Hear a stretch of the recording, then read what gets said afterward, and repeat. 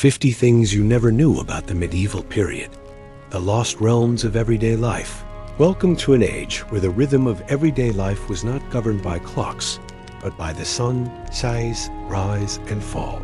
A time when the scent of hearth fire and freshly turned earth drifted over narrow village streets when roosters announced the dawn, and bells from distant churches called out the hours to pray, work, and rest. This is not the knights, kings, great castles, medieval world that is merely a part of the story. This is the hard-earned world of the common folk of the bakers, the weavers, the shepherds, and the thatchers.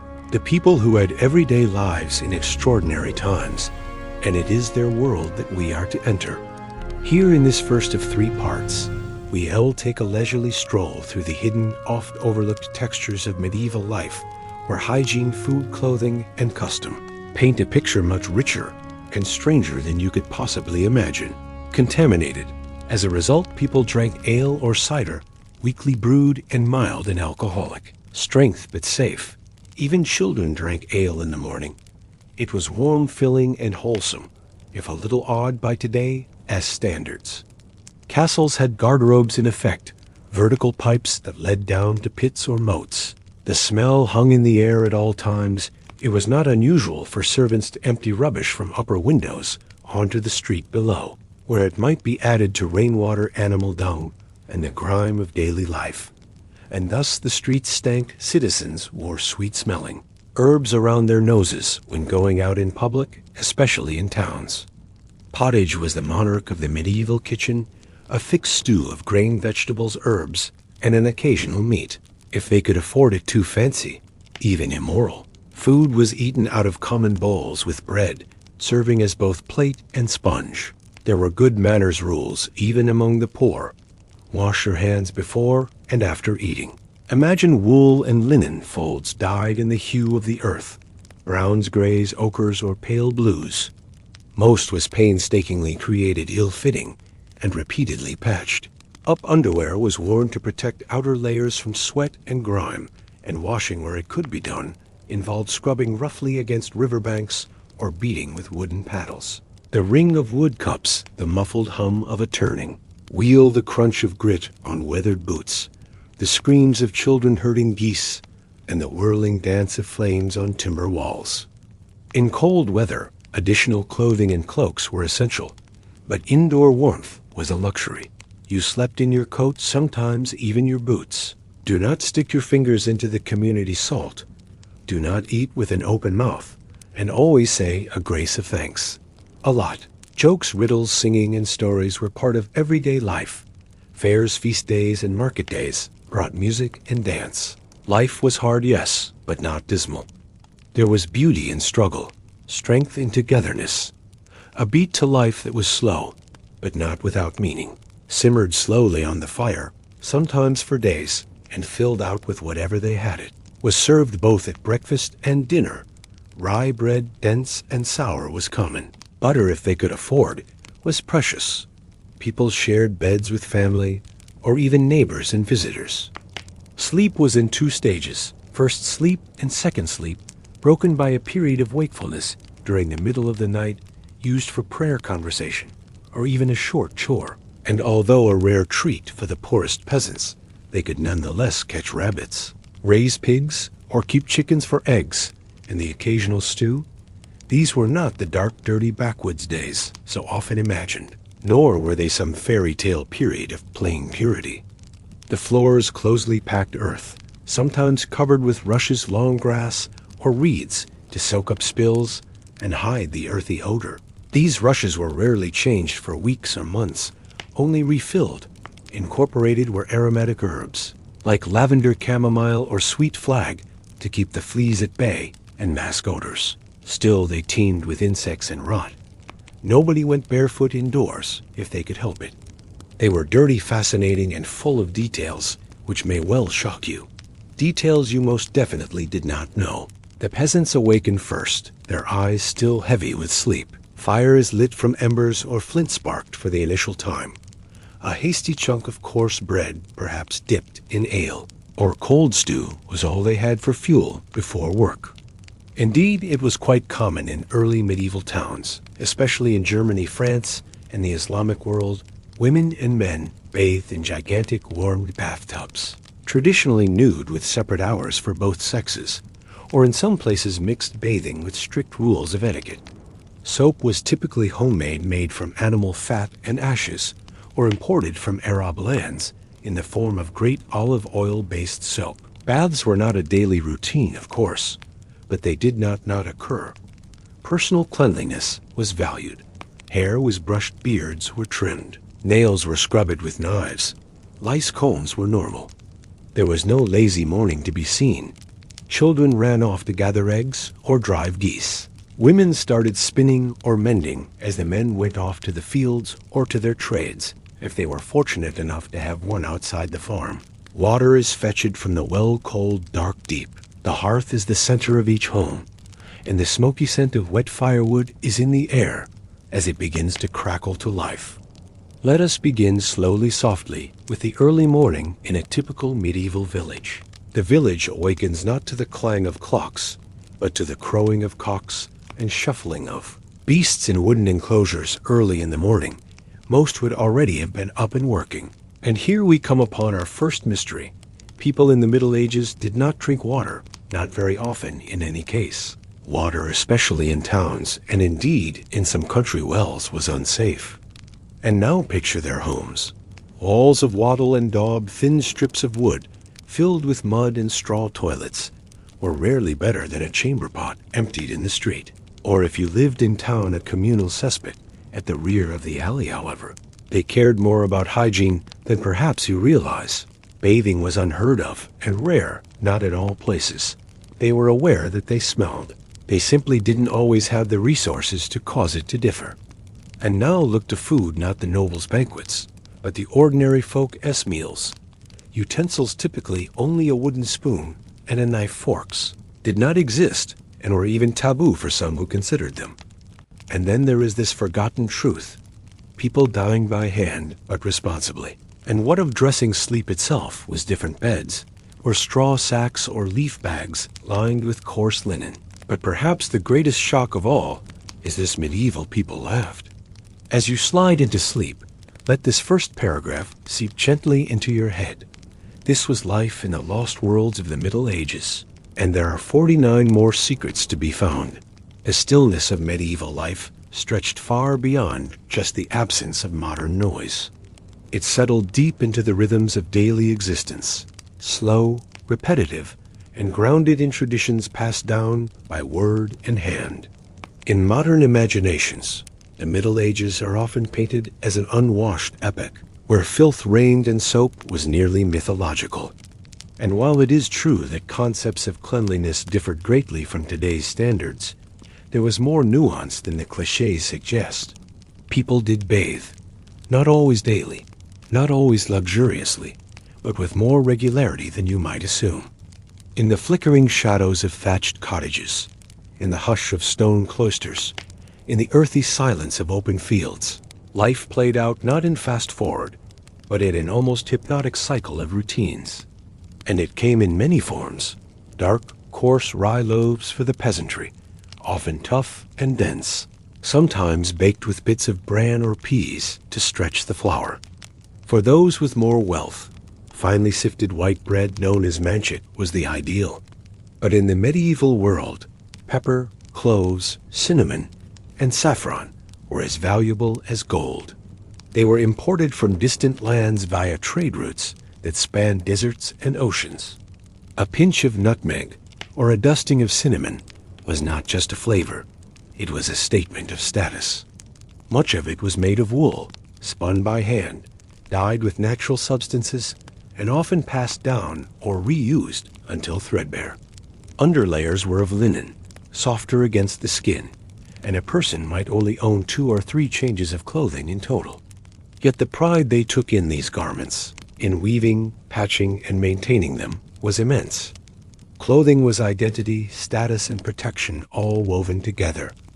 The idea that medieval food was bland is a modern myth. Hats were essential, not just for warmth, but for modesty and protection from sun or cold. Children were often barefoot in warmer months, running through muddy fields and dusty village lanes with a freedom born of necessity. And in the deepest cold of winter, layers upon layers were worn, even indoors, and straw was laid across floors to keep the chill from rising. In truth, for those who could afford it, meals could be rich with spice, sweet and savory, mingled together in unexpected harmony. The folding of wool garments near the hearth, each a thread in the larger tapestry of medieval life.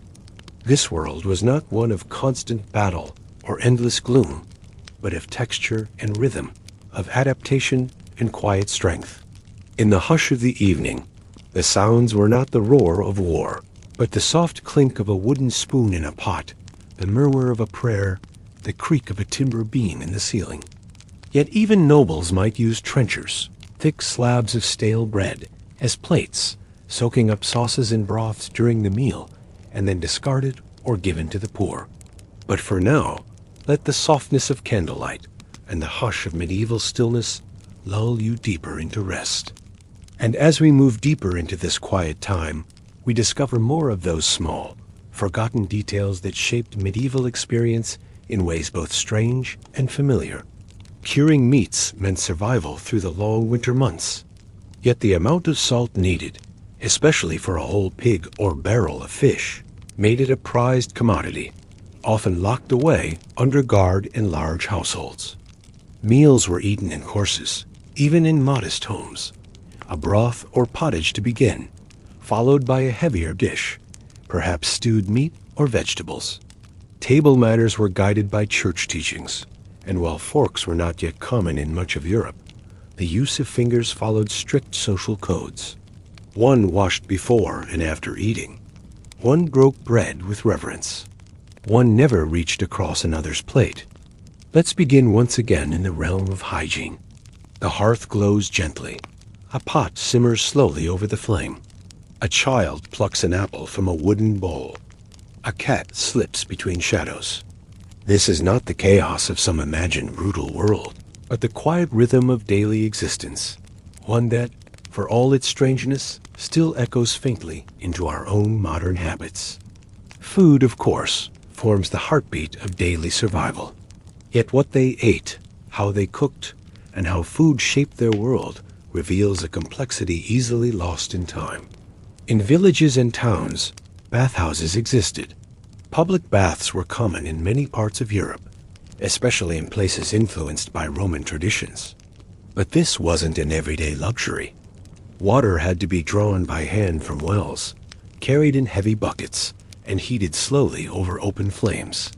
Because of this labor, full-body baths were reserved for special occasions, while daily hygiene often involved wiping the face, hands, and feet with cloths dampened with scented water, especially rose water, if one could afford it. In fact, during the earlier medieval period, it was not uncommon for towns to have a public bath where neighbors and travelers alike could gather. The water might not be crystal clear, and it might be shared, but the act of washing, whether for health, ritual, or comfort, was not foreign to them. In wealthier homes, a large wooden tub was sometimes brought before the hearth, filled with heated water and used for personal bathing. As we drift into the kitchens of medieval life, we find equally surprising details. Bread was the cornerstone, not just a side, but the center of the medieval diet. Salt was vital and expensive. Preserving meat, fish, and even some vegetables with salt was essential during times when fresh food could not be found. Spices, too, are part of this hidden history. Today, they're taken for granted. Beyond the food itself, the rituals of dining hold their own peculiar beauty. As you relax and let these scenes settle into your imagination, picture a late evening inside a stone kitchen.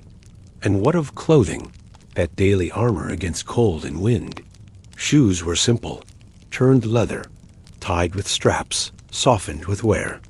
As this part draws gently to a close think about the quiet rituals, the boiling of water, the kneading of dough, we'll continue our journey through the overlooked details of this age in the next part. where deeper domestic mysteries and customs await. Hygiene behind castle walls.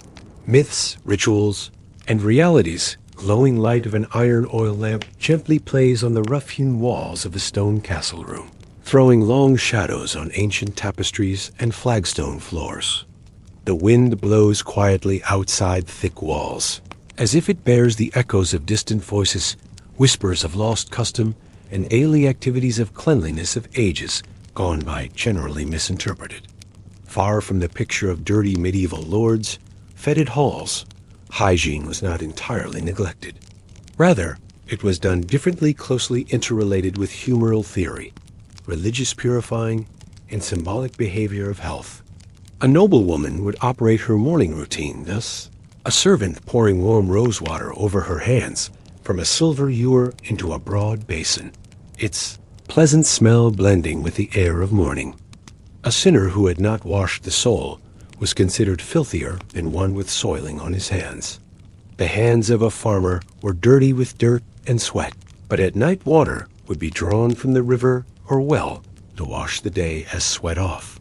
Group bathing, typically at the spring or trough in the village, was a social and practical routine.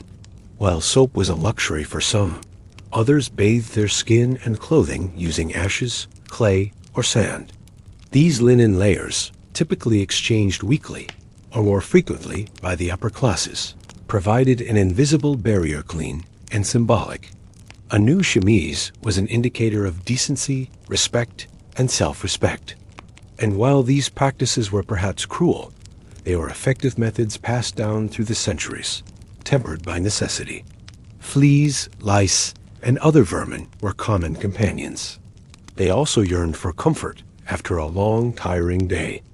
The golden light reaching into darkening shadows, a folded linen towel resting on the shelf, and the gentle murmur of soft water pouring from a copper urn.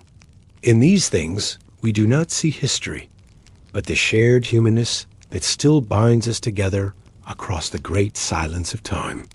They, too, cared for their bodies as they believed best.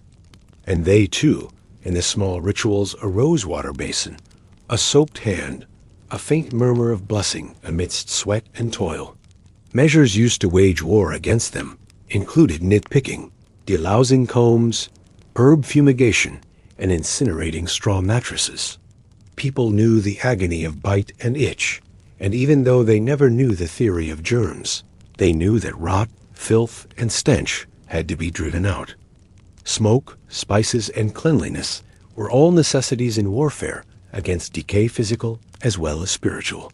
Pilgrimages were made in devotion, to be sure, but also as metaphorical journeys into cleanliness.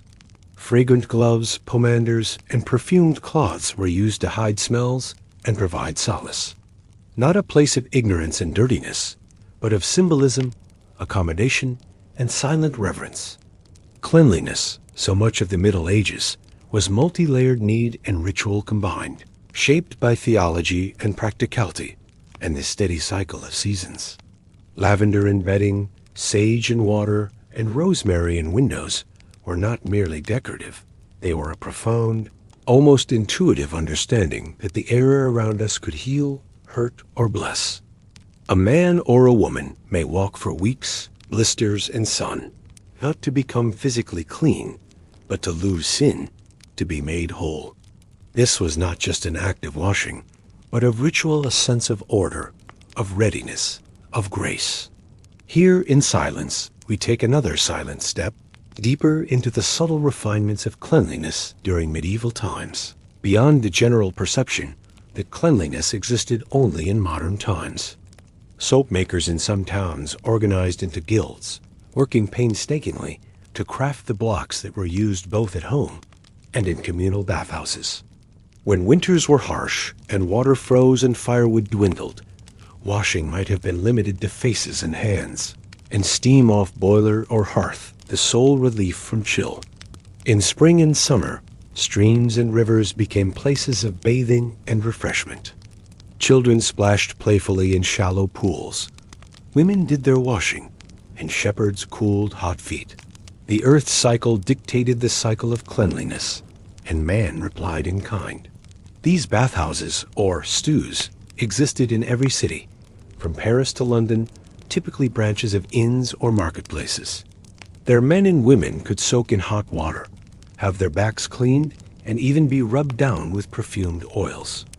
Scandalized later, most stews were nothing more than spots of restoration, pockets of warmth and comfort in the chaos of medieval life. Lords and ladies would sometimes wash in big wooden tubs lined with linen and filled with hot water scented with herbs such as lavender, rosemary, or sage. Bathing was typically done with assistant servants carrying buckets of hot water from the kitchen fire, pouring carefully to control the heat. Such baths, especially in wealthier homes, were not merely for the body, but for the soul, a period of quiet reflection and preparation. Though undoubtedly not a daily event, such rituals might take place weekly or seasonally, based on status, climate, and personal habit. Let us begin our silent stroll in a place where you least expect to find it, within the noble halls and higher levels of stone keeps and manor houses, and could bathe at regular intervals, often 4 times a year, or more, depending on the abbey. Although simple, they honored purity and order in spiritual and bodily realms. Shared lavatoriums with running water diverted from streams were not uncommon in well-endowed monastic orders. These shaded, inscribed rooms were humble temples of cleanliness. Even washing, traditionally thought to be a rare event, was more than non-existent. Monasteries, too, kept themselves clean with discreet discipline. Benedictine monks, for instance, were required to wash their hands before meals. Not all purifications were physical, however. Spiritual purification, prayer, penance, and confession was deemed as serious, if not more so. In the fields, where the peasants plowed the fields and lived nearer to nature, cleanliness was functional rather than ritual. Medieval soap itself, when it was made, was often made with lye and animal fat, its overpowering smell stifled by flowers or herbs. Season also regulated hygiene. Garb also came under the regimen of cleanliness. Undergarments, such as linen chemises or brais, absorbed moisture and were washed more frequently than outer garments. However, the medieval world was not sterile in any way. Smell, actually, had an interesting role to play, and thus we walk softly through this era of medieval cleanliness. So what do we actually discover? And in this gentle awakening, we discover the medieval world not as strange as it seems. Let us now conclude this section with the image of a medieval servant softly kindling the final candle in a stone corridor. The stone castle halls of the Middle Ages held more within them than the echo of footsteps and whispers of aristocratic intrigue. They were corridors of time, where the unseen subtleties of everyday life set the rhythm of an era often misunderstood. While it is true that the diet of the peasant class was far blander than that of the nobility, there was an astonishing richness of flavor among those who could afford the spice trade. Saffron, cinnamon, nutmeg, ginger, and cloves were some of the spices most highly valued, more precious than gold in some locations. Brought in from the east via long and perilous trade routes that traversed deserts, seas, and empires, they transformed what would otherwise have been bland stews and roasts into food of complicated taste and cultural significance. Thick pottage made of barley, oats, root vegetables, herbs, and sometimes beans or peas was a daily staple, very often kept boiling on the edge of a hearth and added to throughout the week. It was easy and sustaining, warming bodies during cold winters. The 4 humor theory: blood, phlegm, yellow bile, and black bile governed much medieval thinking, and every food had a temperament that could affect the balance of the body. Despite expectations, medieval towns had relatively advanced systems of public regulation and order. Ale conners, market inspectors, tested the quality of beer by sitting in it literally. A seat of ale was poured onto a bench covered with leather trousers. The inspector sat, and if his pants stuck, the beer was too sugary or not brewed properly. Dreams were communications, divine or threatening. For those who suffered night terrors or unnatural dreams, monks or priests could be consulted. Sleep was sacred. It was medicinal. We find ourselves connected to that distant time, not by swords and sieges, but by soft bread, flickering lamps, friends' laughter, and long sleeping nights. By the gurgle of water boiling, the scrape of feet across earthen floors, and the warm murmur of family voices by the fireside. And it was exposed. Locks were a luxury for poorer homes, and thus families would typically sleep in a huddle together, parents, children, even animals, sometimes sharing the same space for warmth and safety. Let the past wrap around you like a woolen cloak. There is more to explore yet, but for now, float easy.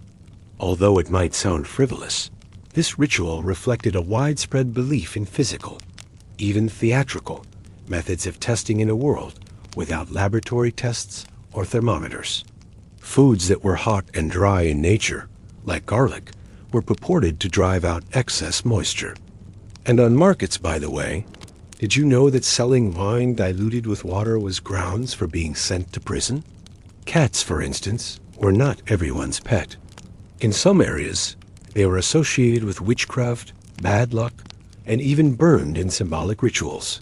However, in many medieval households, they were appreciated since they kept rodents at bay, especially in kitchens and storehouses. Dogs, on the other hand, served a range of purposes, from deadly hunting companions to loyal guard animals to pampered lapdogs, which were frequently carried in the arms of noblewomen or sat by their masters' sides at table. Even monkeys, brought from distant lands, could be found in courtly households, dressed in little tunics and serving as exotic pets to amuse guests and showcase one's wealth. Wine was tightly regulated, and there was severe punishment for innkeepers if they were found cheating their patrons. This was punished by a fine, public shame, or even being dipped in a large vat of their own spoiled wine, a dramatic and wet lesson in honesty in certain towns. Cooling foods, like lettuce and cucumbers, were recommended for fevers and for summer. Even the time of day or year determined which foods were proper. In medieval times, it was common for individuals to get segmented sleep, 2 bouts of rest, with a few hours of wakefulness in the dead of night. During this quiet period, they would pray, mend clothes by candlelight, write, whisper to their beloved, or tend quietly to animals. This rhythm of first sleep and second sleep was the norm in a world characterized by candlelight and darkness. There were no screens, no glowing clocks, no emails or buzzing notifications, just the steady breathing of family and the crackle of a fireplace. Physicians ordered distinct diets for distinct temperaments, and those who could afford to do so tended to follow these orders meticulously. To dine, then, was not just to nourish, but to medicate, to purge, to balance physical and spiritual. Bread was everywhere, though its quality varied widely. The finest white bread, called manchet, was reserved for the elite, while farmers and workers had their stomachs filled with coarse black bread, which was made from rye or barley. Bread was not always innocuous, however. In some years, due to poor harvests and damp storage, bread became infected with ergot, a toxic fungus that caused hallucinations, sickness, convulsions, and even death, especially in protracted famines. In some villages, outbreaks of ergot poisoning were so severe they were later spoken of as St. Anthony's fire. Tapestried walls served to do more than simply display wealth. They insulated against cold and damp, warming the bare interiors. Fast days called for by the church could total more than 150 in a year, during which time the eating of meat was forbidden. This prompted creative workarounds: almond milk as a substitute for dairy, and even artificial meat created from ground fish, nuts, or grains, molded to resemble roast fowl or sausages.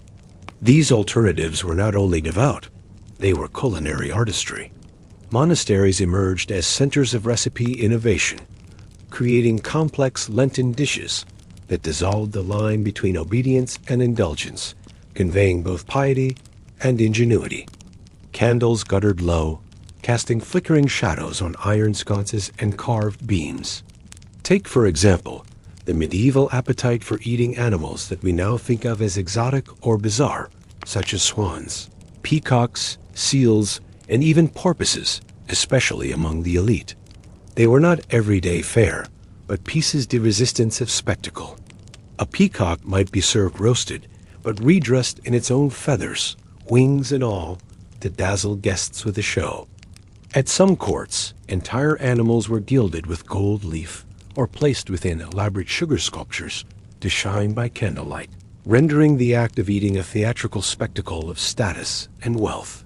And now, in the turning pages of memory, we step further into the texture of the Middle Ages, into the surprise facts that make the medieval world not so much a distant past, but an ambient aura of wonder. Let us step quietly now into the kitchens. Contrary to popular belief, not everything medieval was bland and tasteless. Medieval cuisine habitually blended the savory and the sweet. It was not unheard of to find meat pies sprinkled with sugar or fish dishes flavored with raisins and cinnamon. The goal was not just to fill the belly, but to delight, to amaze, and in the case of the nobility, to demonstrate power and reach in what they served up on the table. But in addition to these feasts were their culinary traditions that would seem bizarre today.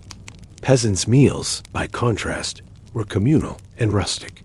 And while it seems odd to the modern mentality, fasting was a part of medieval diets. But food was not only sustenance. It was inseparably entangled with belief, health, and harmony. If we shift the focus from table to street, there are still surprises in store. Markets were dense, noisy, scented environments, taverns filled with shouting traders, clanging ironmongery, bawing animals, and the warm smell of roasting nuts or fresh bread. In the more restrained sections of society, there are additional lost truths. As night fell, so did the social norms. The idea of an uninterrupted night's sleep is quite recent.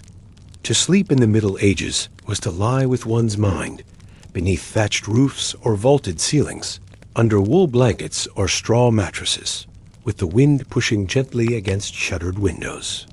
And so as we close our eyes with them, moving noiselessly through the familiar darkness of our own bedrooms, even in the quiet of the medieval world, there was warmth, a cadence to life that still resonates softly, quietly, and patiently for those who will listen. Let yourself be still here, in that cadence. The early morning light filters softly through the narrow windows of a simple medieval home, casting long, pale beams across the rough wooden floorboards. Dust motes drift lazily in the sunbeams, catching the light like golden flecks suspended in a world slowly waking. A thin haze of warmth curls from chimneys, barely visible in the cool morning air. It was the rhythm of sowing and harvest, of sunrise and sunset, of moonlight on furrowed fields and starlight falling on sleeping children. These were rhythms born of the earth itself, as steady as the seasons and as sure as breath. Water was fetched from nearby wells or streams, sometimes carried in heavy wooden buckets, swinging gently from yokes across their shoulders. Faces and hands were washed with cold water drawn from the well, often in shared wooden basins. Clean water was precious, sometimes scarce, but every effort was made to remain presentable. Baking bread, in particular, carried a sense of quiet ritual. Spring brought tender greens and hope. Summer offered full fields and busy days. Autumn called for harvest and storing. Winter demanded patience, frugality, and care. Root vegetables like turnips, parsnips, onions, and carrots were stored in cool cellars, nestled in straw, or hung in bunches from rafters. Adults, too, shared stories, tales of saints and sinners, of tricksters and spirits, of love lost and wisdom gained. The chickens were gathered, the goats penned, the last logs laid on the fire. Imagine the feel of rough-spun linen against your skin, the scent of wood smoke in the air, the low hum of quiet voices, and the hush of wind through trees. Let yourself sink into the gentle, ancient rhythm of a life shaped by the earth, by community, by care. Homes glowed with the orange flicker of flame as families gathered close, sharing warmth and food and memory. There is no need to rush, no need to worry. The fields will still be there come morning. The bread will rise in its time. The world turns slowly, and that is enough. The fire crackled softly, casting long shadows across walls of wattle and daub. Final prayers were said short and murmured, filled with gratitude, humility, and the timeless hope for a safe night and a better tomorrow. The world outside grew still. Stars emerged one by one in the darkening sky, and the village lay quiet once more. Around the hearth at night, or in the shade of trees on summer days, voices rose in story and song, connecting past to present with every retelling. Dried herbs and salted meats, smoked fish and preserved fruits. These were lifelines during the cold months, when fresh food was scarce and the fields lay bare.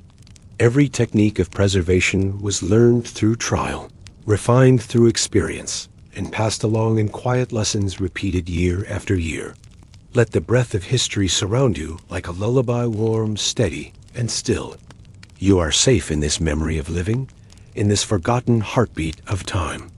Dough was kneaded with slow, steady hands, folded again and again on floured boards, then left to rise in wooden bowls placed near the warm hearth. Festivals broke the monotony and marked the turning points of the year. Candlemas in early February brought candle-blessing rituals, symbolic of light returning to the world. Michaelmas in late September celebrated the harvest, a time of gratitude and gathering. These holy days offered not just spiritual meaning, but a chance to dress in one's best, to share spiced ale or sweetened bread, to sing, to dance, and to be part of something larger than the day-to-day. They were punctuation marks in the long sentences of village life. When communal ovens were available, neighbors gathered to bake together, their loaves marked with carved signs to distinguish them. There was warmth in this practice and unspoken togetherness formed through shared fire and shared labor. The fires were tended carefully, meals slow-cooked over embers or hung in iron cauldrons above the flames. The time it took to prepare a meal was not an inconvenience. It was simply part of the rhythm. Herbal rinses and infusions of rosemary, lavender, or chamomile were used to freshen and soothe the skin, and also to keep away pests like lice. These fragrant plants were gathered from hedgerows or grown in small household gardens, cherished for their usefulness and their scent. The knowledge of how to use them was passed quietly from mother to daughter, woman to neighbor, generation to generation. A legacy of care preserved in memory more than in writing. Fires were stirred to life with practiced hands, coaxed from embers preserved overnight. Children were tended, fed, and wrapped in woven cloth, their laughter and tears woven into the rhythm of the day. Food was prepared, clothes mended, wool spun on drop spindles, and herbs bundled for drying. Their hands, too, knew their work by heart. The feel of thread, the pull of dough, the rhythm of sweeping straw from the floor. People moved to these patterns not by force, but by instinct, by a kind of ancestral memory etched deep into their bones. Each day was its own cycle, a balance of effort and rest, of nourishment and need. They were simple gatherings, often around the hearth or wherever space allowed. A flat wooden board might serve as a makeshift table, or family might simply eat seated on stools or benches, sharing from communal bowls. The aroma of freshly baked bread mingled with the scent of simmering pottage, a thick, hearty stew of grains like barley or oats, enriched with root vegetables, herbs, and sometimes meat or fish when available. Salted pork, dried peas, or eggs from the hens might round out the fare. It was food crafted from what was at hand, humble yet sustaining, and it was always shared. And yet, within these everyday motions, there were small wonders, quiet gestures of grace, unspoken rituals of care and connection. The low murmur of voices carries gently from open doorways and between thatched rooftops, mingling with the bleating of sheep. the contented clucking of chickens, and the occasional bark of a distant dog.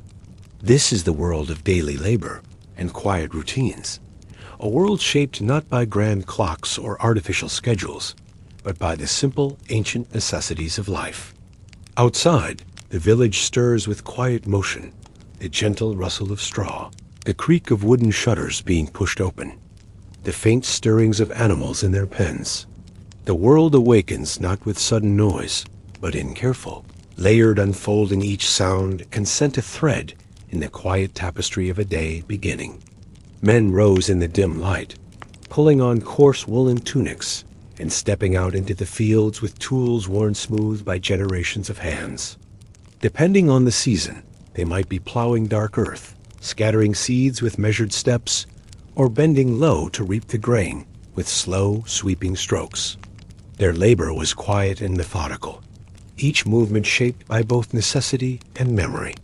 The sharp, earthy smell of dew-wet soil mingles with the lingering tang of smoke from hearth fires, still smoldering after the long night. In these small medieval villages, life was governed by rhythms older than kings or castles. The work of the day began early, often well before the sky turned fully bright. Within the homes, the women's day unfolded with equal purpose. Hygiene was both practical and thoughtful, a careful balance of necessity and what was possible. Meals gave shape to the day, though they were not feasts. Preparing that food was its own kind of sacred act. The seasons governed all. Yet life was not only labor. There were moments, too, of joy, simple, earnest joy. Laughter was not rare, even in hard times. Children played with hoops, with carved wooden animals, or with simple songs and clapping games that would feel familiar even today. As dusk fell, the day slowly exhaled. And so, as your own eyelids grow heavy and the weight of the day settles gently upon you, allow yourself to drift into that slower time. In this soft place, time bends and blurs. The past is not gone, but resting, waiting, offering you peace. So sleep now, wrapped in the silence of centuries. And as the night deepens, may you rest well within it, the untold truths of medieval life. And thus we slip further into the soft rhythm of the medieval era, in which life was far more a matter of the quiet, intimate rituals of survival that played out upon cobblestone streets and under thatched roofs that have castles and crowns.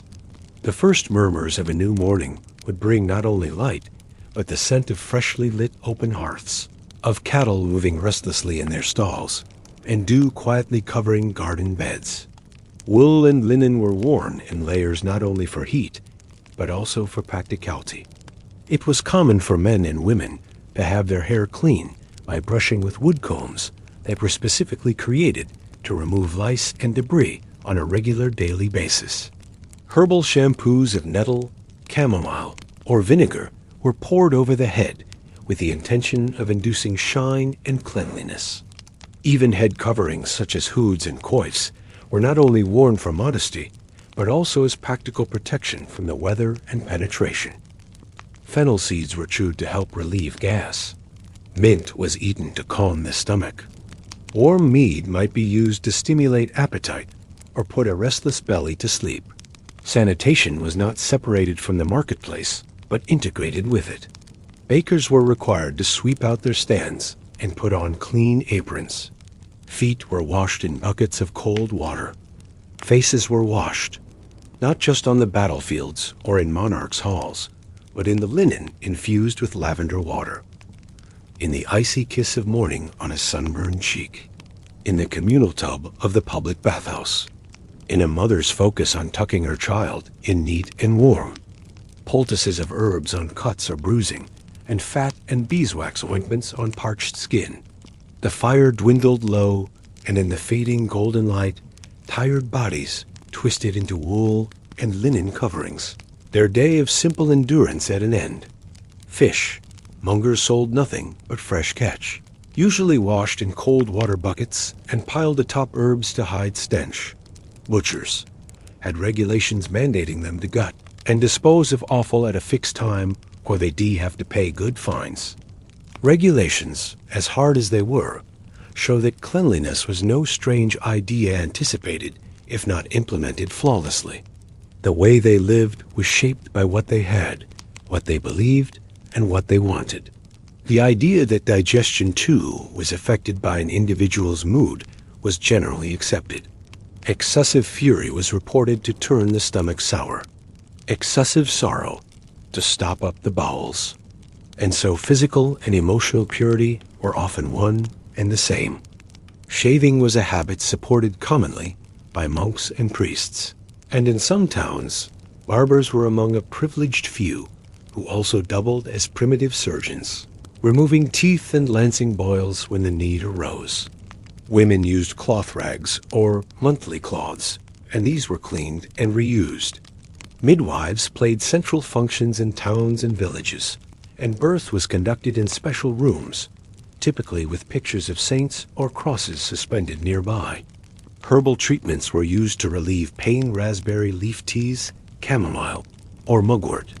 Men were generally excluded from the birthing room, and the women giving birth sometimes sang hymns or told stories to calm the mother throughout the process. The underlayer wicks sweat away from the body and was more easily washed, sparing the heavier outer garments. Contrary to the grimy peasant myth, most European towns contained public baths. Fistfuls of dirt or sand could be used to clean when soap did not exist. The children were bathed only irregularly, but their mothers still combed them, using chamomile water-soaked cloths to wash their faces. With no barbers still, barbers' instinct persisted. In England, they were also known as stews, after the Old French estive. Bathhouses were not only where washing occurred, but also social centers. Men and women gathered together, either segregated, to soak in hot wooden tubs filled with herb-fragrant water, such as the water of sage, marjoram, or thyme. The shared hot water was believed to purify not only the body, but also the soul. These rituals were enjoyed on a daily basis until the onset of disease, particularly the Black Death, created a growing suspicion regarding communal spaces and water. Washing was done by pounding clothes against rocks in the rivers or immersing them in tubs filled with lye and afterward drying them on bushes or sun lines. While many foods were freely salted or seasoned in efforts to preserve them, there was also a general understanding of balanced eating in accordance with the ancient theory of humors. They believed that the body contained 4 humors: blood, phlegm, black bile, and yellow bile, and maintaining health was an issue of balancing them. Foods were hot or cold, wet or dry, and meals were structured to correspond. Cucumbers were, for example, cold and damp, and not an appropriate item to provide to an elderly person or one with a phlegmatic temperament. Red wine, on the other hand, was dry and warm, and so often ordered for ailments of the stomach.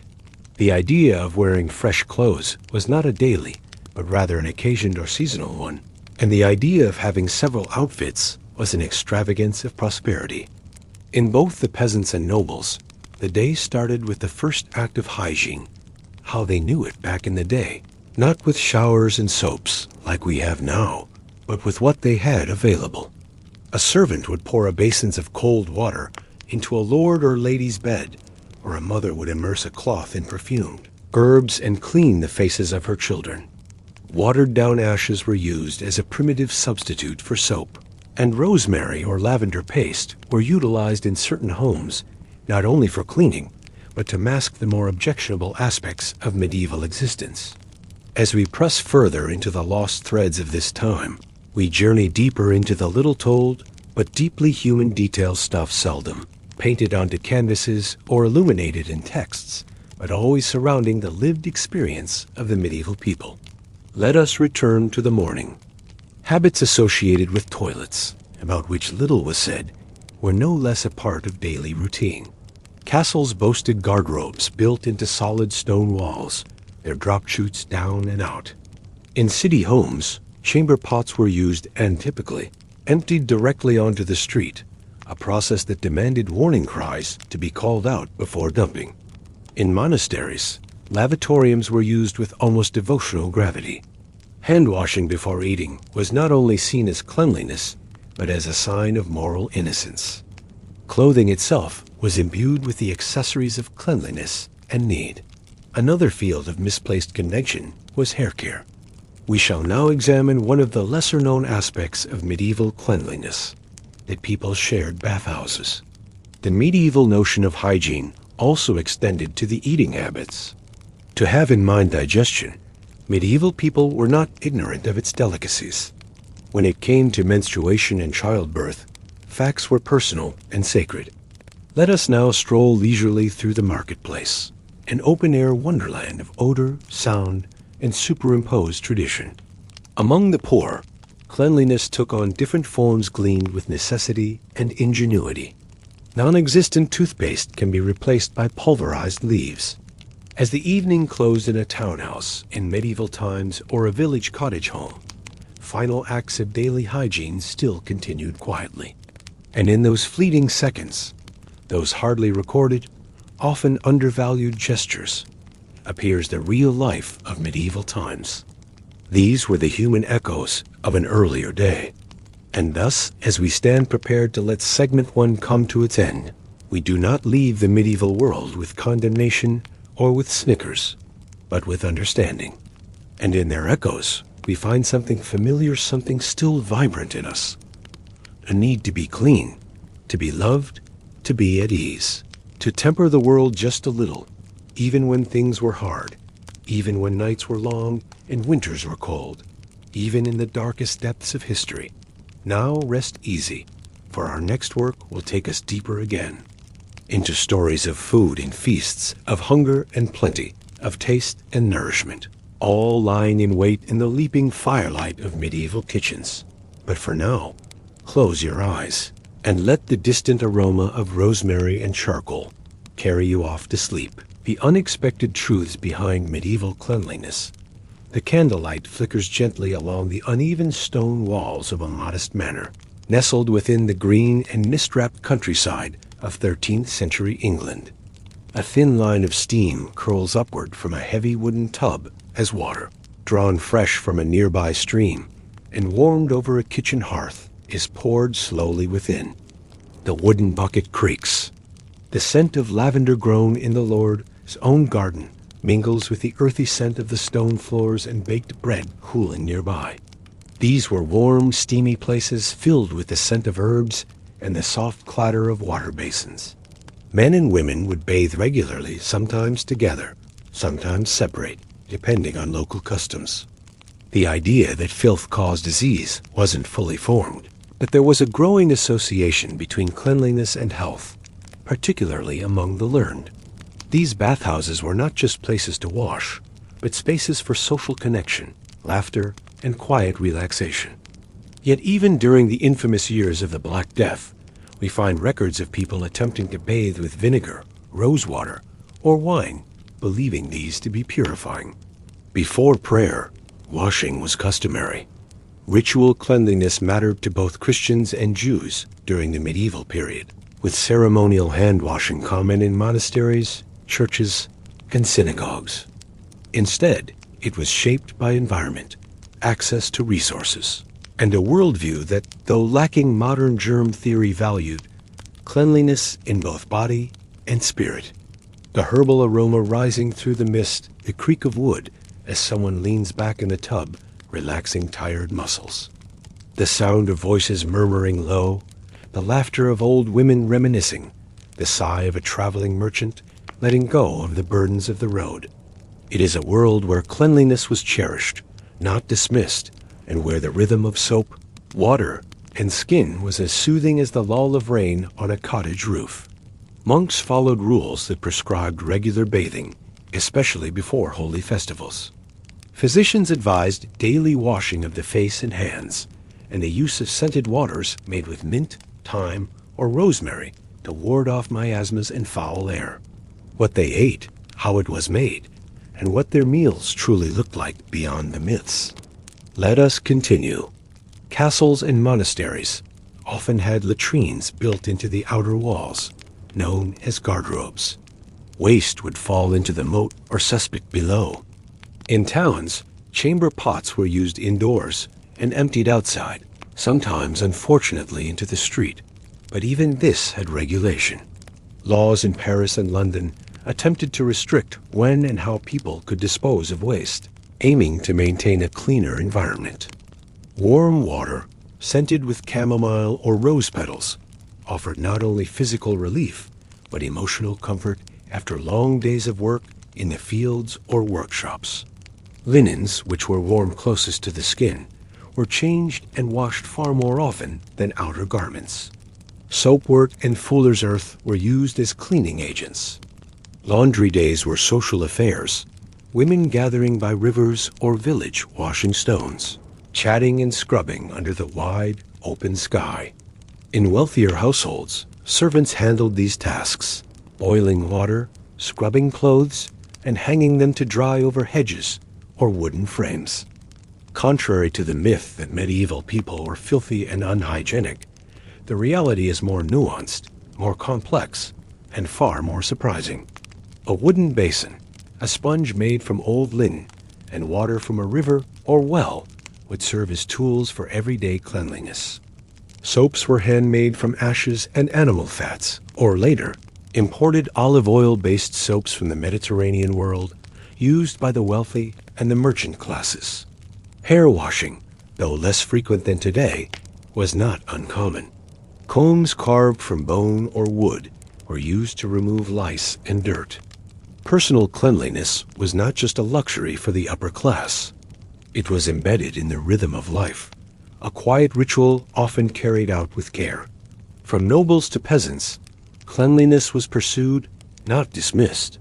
Take, for instance, the public bathhouses often called stews, which dotted the medieval towns of England, France, and the Holy Roman Empire. Even in rural communities, where bathhouses were rarer, people still washed with regularity. We also find references in medieval medical texts written by monks or university-trained physicians that emphasize the importance of bathing, fresh air, clean linens, and herbal balms. Of course, there were exceptions, especially during harsh winters or times of war, famine, or plague. Clothing, too, was subject to regular cleaning. Hygiene extended to religious observance as well. Toileting practices, while not modern, were structured and surprisingly advanced. In short, while medieval hygiene was different from our own standards, it was far from the caricature of mud-caked, lice-ridden peasants who never bathed.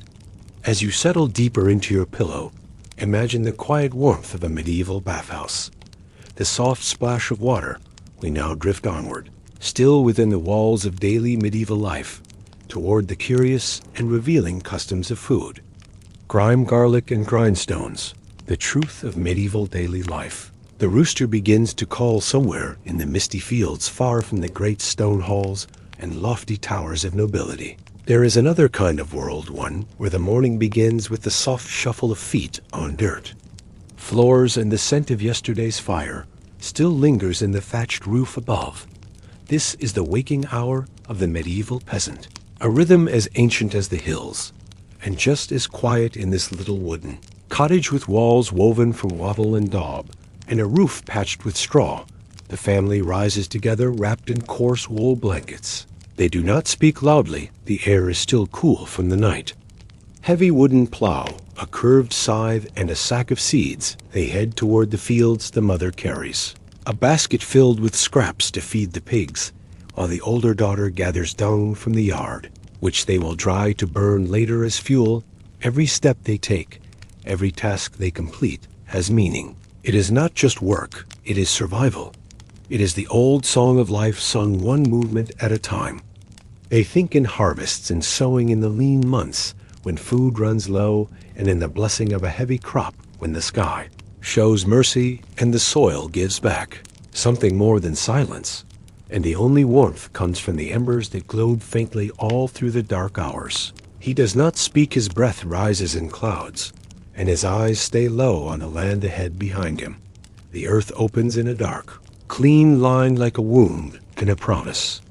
One by one, the family gathers around the hearth to breathe in warmth and shake the stiffness from their limbs. Their fingers reach toward the fire.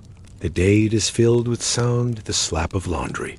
Against the washboard, the steady scrape of a knife. Over a turnip, the baby crying softly. And plow and rests by the door.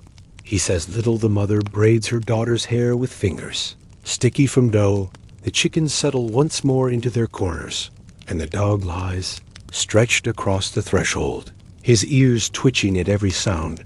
The fire crackles low, and the light fades inch by inch into the folds of the hills beyond. They do not speak often, not because they are unhappy, but because the work leaves little room for extra breath, and the stone and the stories for someone to notice. Someone to remember, someone to breathe in and carry forward. Their quiet legacy into the modern world, where the roar of machines has almost drowned them out. Though the world feels wide and cold, they are part of it, stitched into the fabric of time. Like threads in a wool tunic, soft and rough all at once, they do not dream. Let the rhythm of that forgotten time rock you gently towards sleep, as the old world whispers once more beneath the weight of stars of kings or castles. They dream of full harvests, of warm beds, of a winter that is not too long.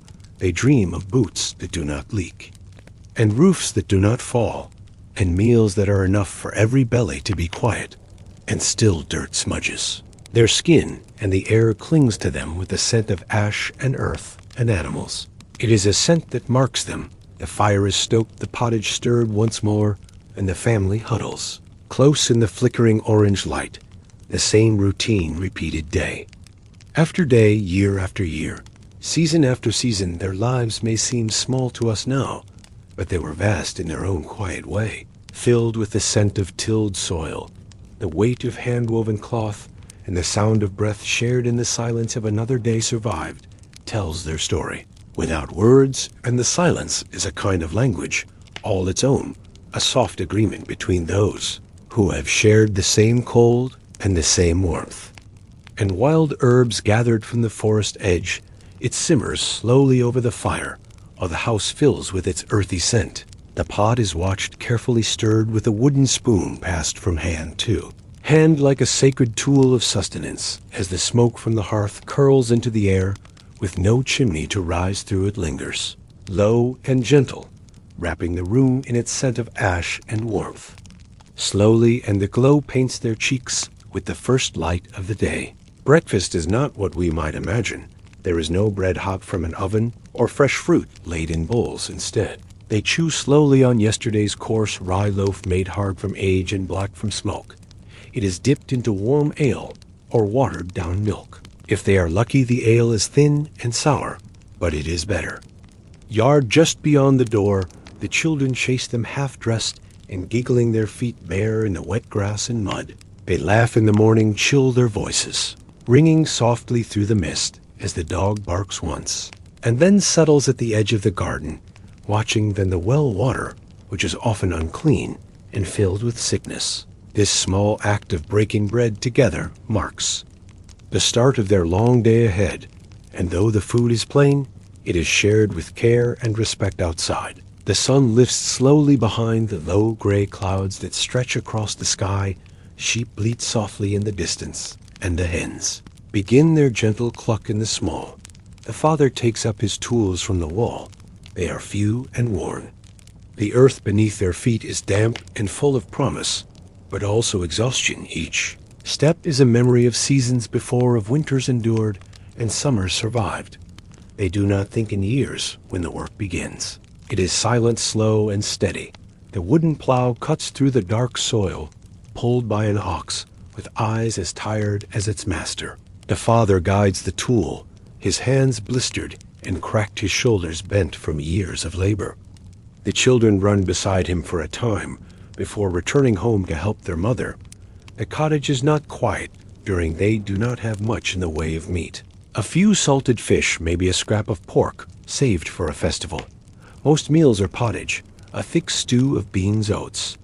When hunger grows midday, they sit together on low stools around the fire, eating from a single shared bowl, their fingers dipped into the warm stew, their mouths chewing silently. The sun rises higher, and the sky brightens. The cottage and the field are separate worlds, but connected by the path of bare feet and wool cloaks as the day wears on the father. Returns with his ox, they are not lonely, and as night falls again, if you listen closely, you can still hear them in the wind across the old fields, in the creak of ancient wood, in the hush of early morning.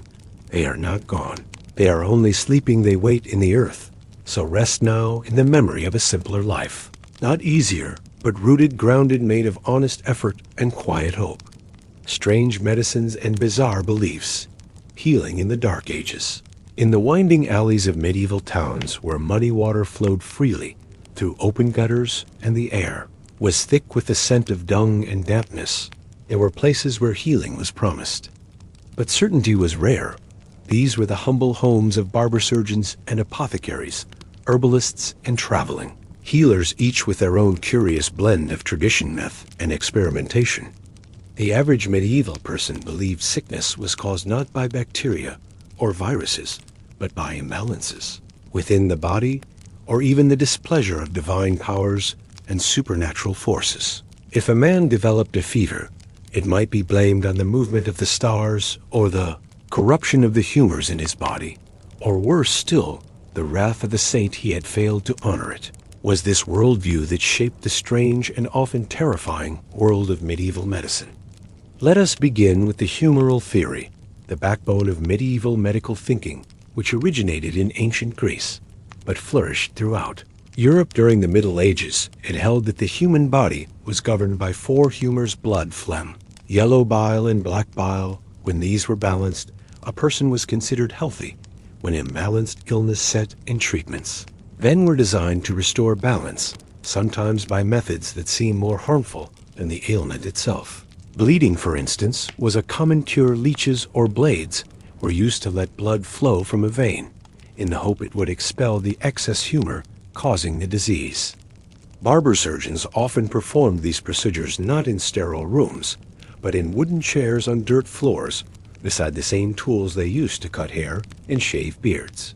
You could walk into a barber shop in medieval London and see a man getting a haircut, while another groaned in the corner as blood dripped from his arm into a metal basin.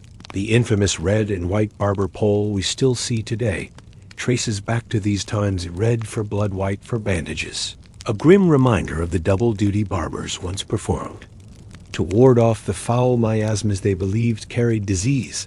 Yet even these learned men relied on astrology and urinalysis to diagnose conditions. A physician might carefully study the color, smell, and even taste of your urine to determine your internal balance, and perhaps recommend a diet.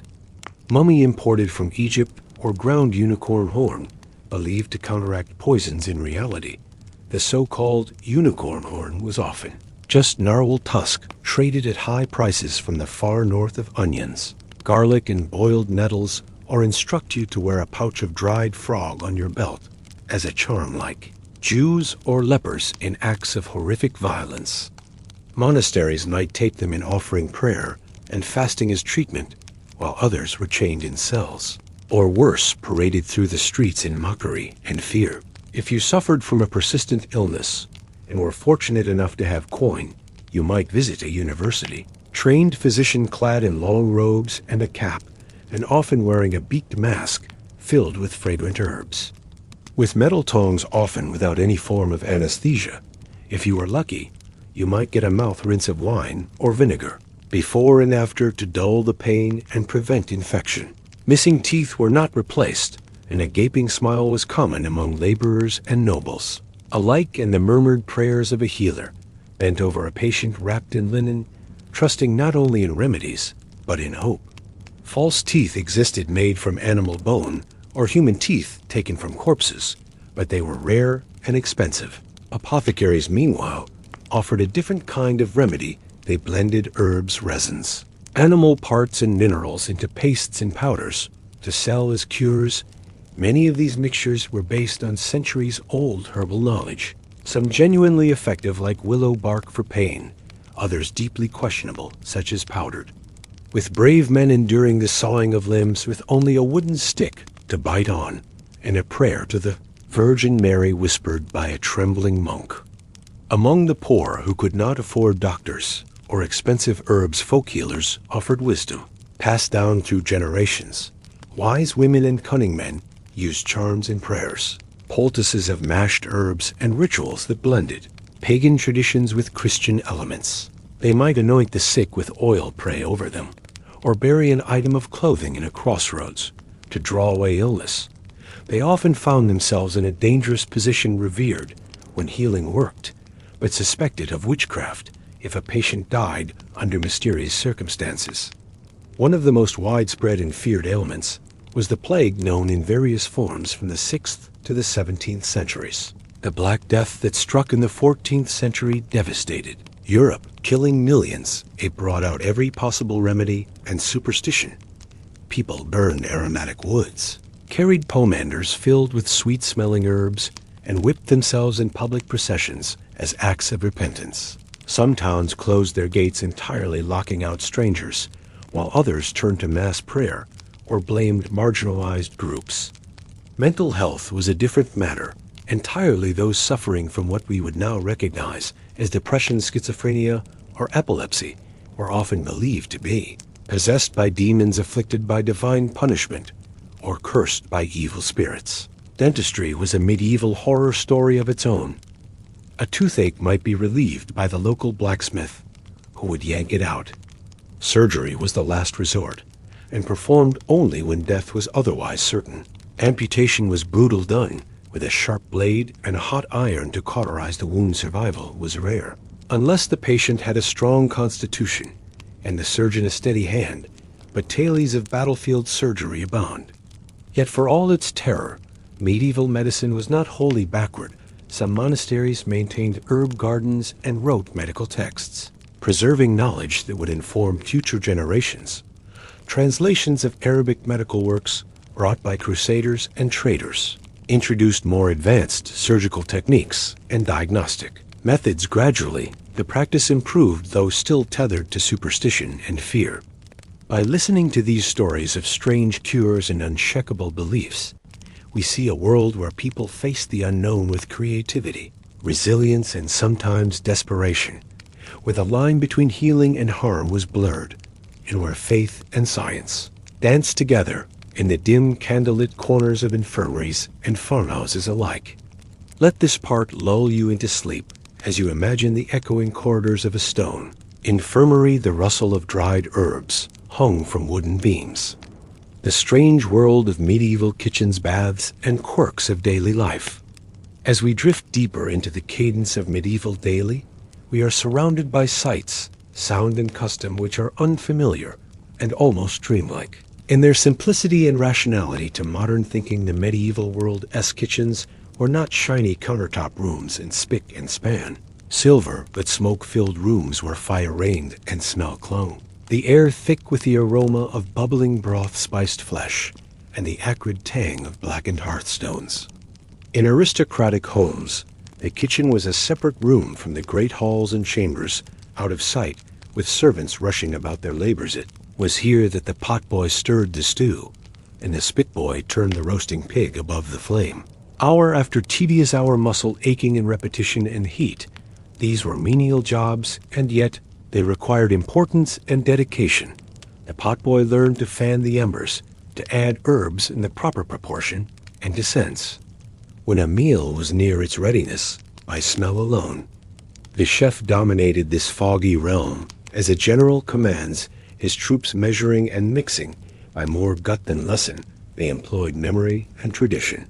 To direct recipes not frequently committed to paper, the art of cooking was transmitted from master to apprentice, from generation to generation of servant, in the delicate rhythms harmonizing with the cycle of the seasons.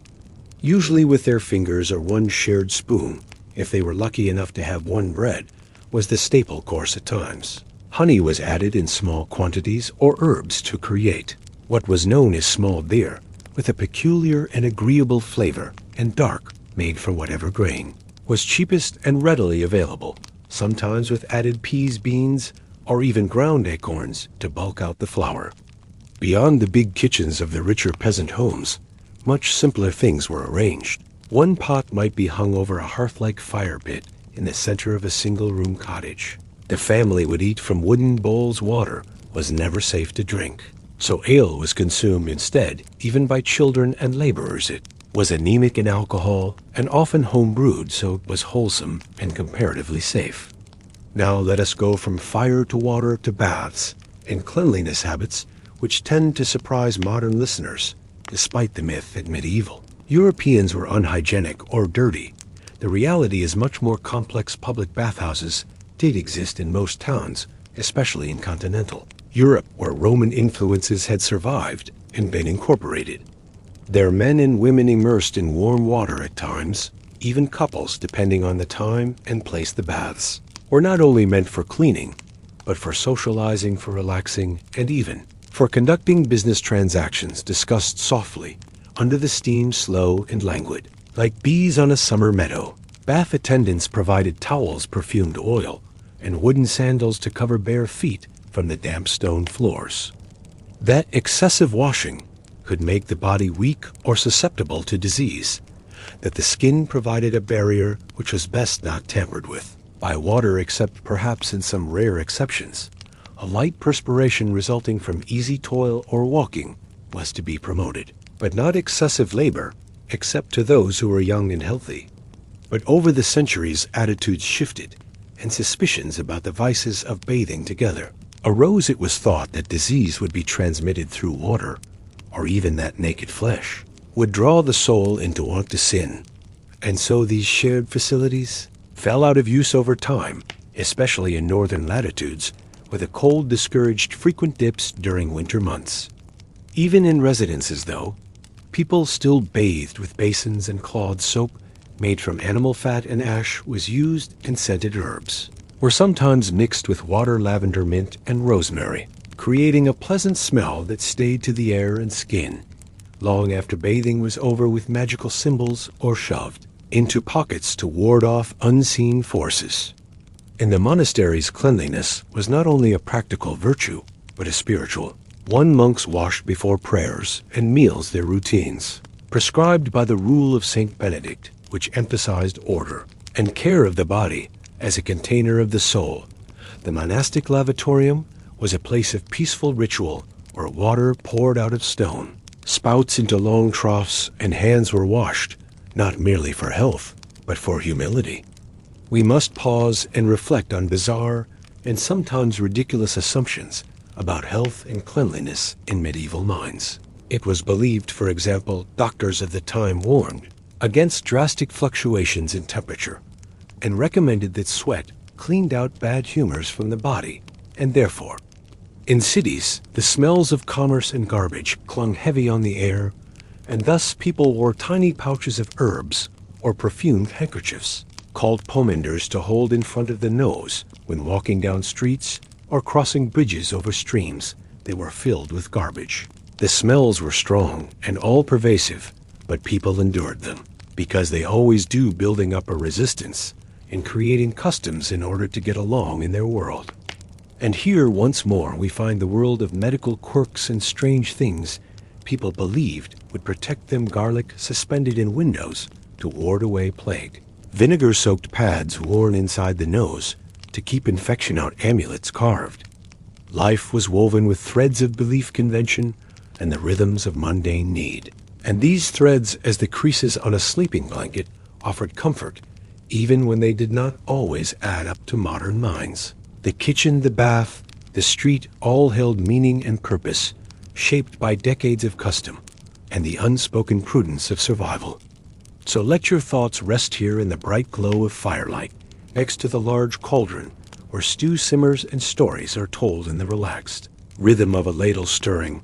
Let the scent of herbs and the warmth of the bathhouse steam carry you deeper into relaxation as we continue on into the miracles and the curiosities of medieval times, when even the most peculiar things had their niche, and even the slightest actions had a tale to tell. The slow passing of time and the forgotten rhythms of life. Over the long distances of medieval landscape, there was quiet and an ancient beat that pulsed not in machines or clashing cities, but in the plain fact of living that was played out hour by hour in quiet and in repetition the wind carried. The sweet scent of turned earth and seasoned, Wood a mixture of life and death that marked the cycle of the seasons and the simplicity of life. This was not an era of swift transition, but of gradual passing of days which dragged themselves slowly and left traces of a life that people got up, hard and contemplative with the sun, or very early, when the air still held darkness, the fire glow was the center of their lives, and the soft thought of stock was normally the first thing that would come into their hearing. The medieval world in all its purity was one of survival of forbearance, and one of close identification with earth and heritage. By the 5th century onwards, in the villages in between river and hill, you would find a people who understood time otherwise a peasant understood. The year not on pages of calendar, but on bird callback, return of frost, and flavor of early apples. The sound of the church bell marked the passage of the day, ringing for prayer for work. In sand or leaves, rubbing the dirt off in something that was more ceremony than actual cleanliness, but it was expected to be of the same kind of devotion and rest and every. Note rested like a soft breath over the valley, guiding hearts and hands in rhythm of devotion and toil. There was never a shortage of regard for cleanliness in this period, although it was light years away from our own, in preference to soaps and scented waters, herbs, and ashes. Linen cloths scalded with boiling water with thyme or rosemary. Added a woman could wash her child with a gentle reverence, pouring the water softly from an earthenware jar. Singing a hymn passed down through generations, a man would wash his hands during meals. The notion that medieval man did not wash is one of the largest myths to reconcile with this world. We must tread barefoot along muddy paths into wood-smelling houses and see the way in which human beings took care of each other with what they had for. In the times when there was no piping hot water, there existed a body know-how and an earth. Know-how rainwater was collected and prized streams were consecrated and baths in towns, although later decried on religious and political grounds, were single-shot civic hotspots of cleanliness and social mixing. And still each unique, since it was kept alive in remembrance and laughter, and loss a medieval brain. Might search the skies of life, the church was more than a place of worship. It was the heartbeat of every town and village. It was where people were born, baptized, wedded, and buried for omens, read the transit of the stars, or listen to birds on the wing. But more often still they would just feel the earth, feel the seasons turn beneath bare feet, and understand that all things happened in time. But so was the safety of family, of faith, and of tradition, wrapped close like a blanket on the cold night. Food, too, was determined by season and geography. There was no fixed diet, but a revolving range of what might be. Sown, harvested, stored, hunted, or gathered in a chivalrous house, there could be roasted. Flesh served with it, served with sauces made from pounded almonds and spices, brought from the east along trade routes that went far down into the Orient. In the peasant hut supper might be a thick pottage made of barley, onions, garlic, and whatever greens were to be had from the garden, all simmered over slow fire with need and love.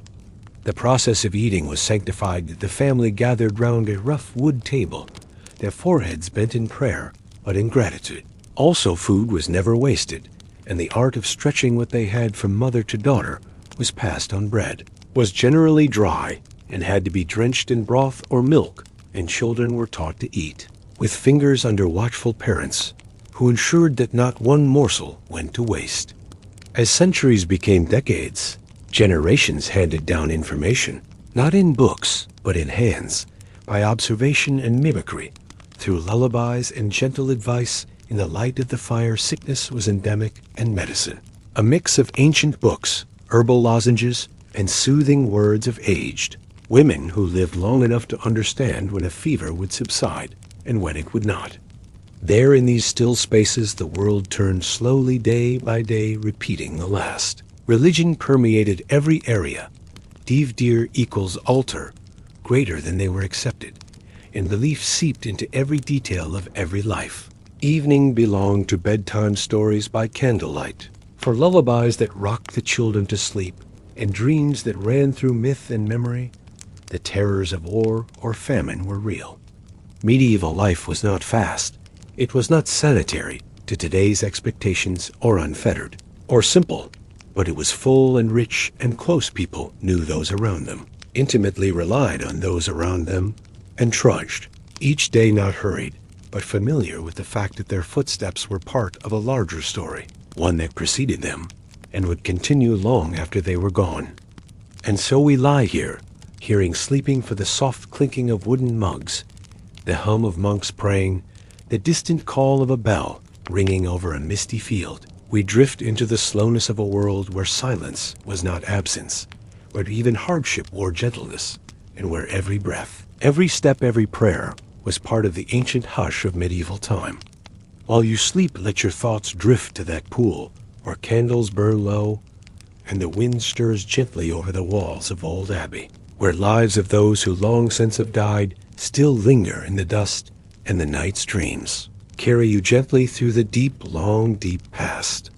Let sleep slowly and fully, as it did for them under roofs of straw and stars, far more brilliant than any we now behold, and let the tranquility of the world of old enfold you in its ancient arms until the morning breaks again.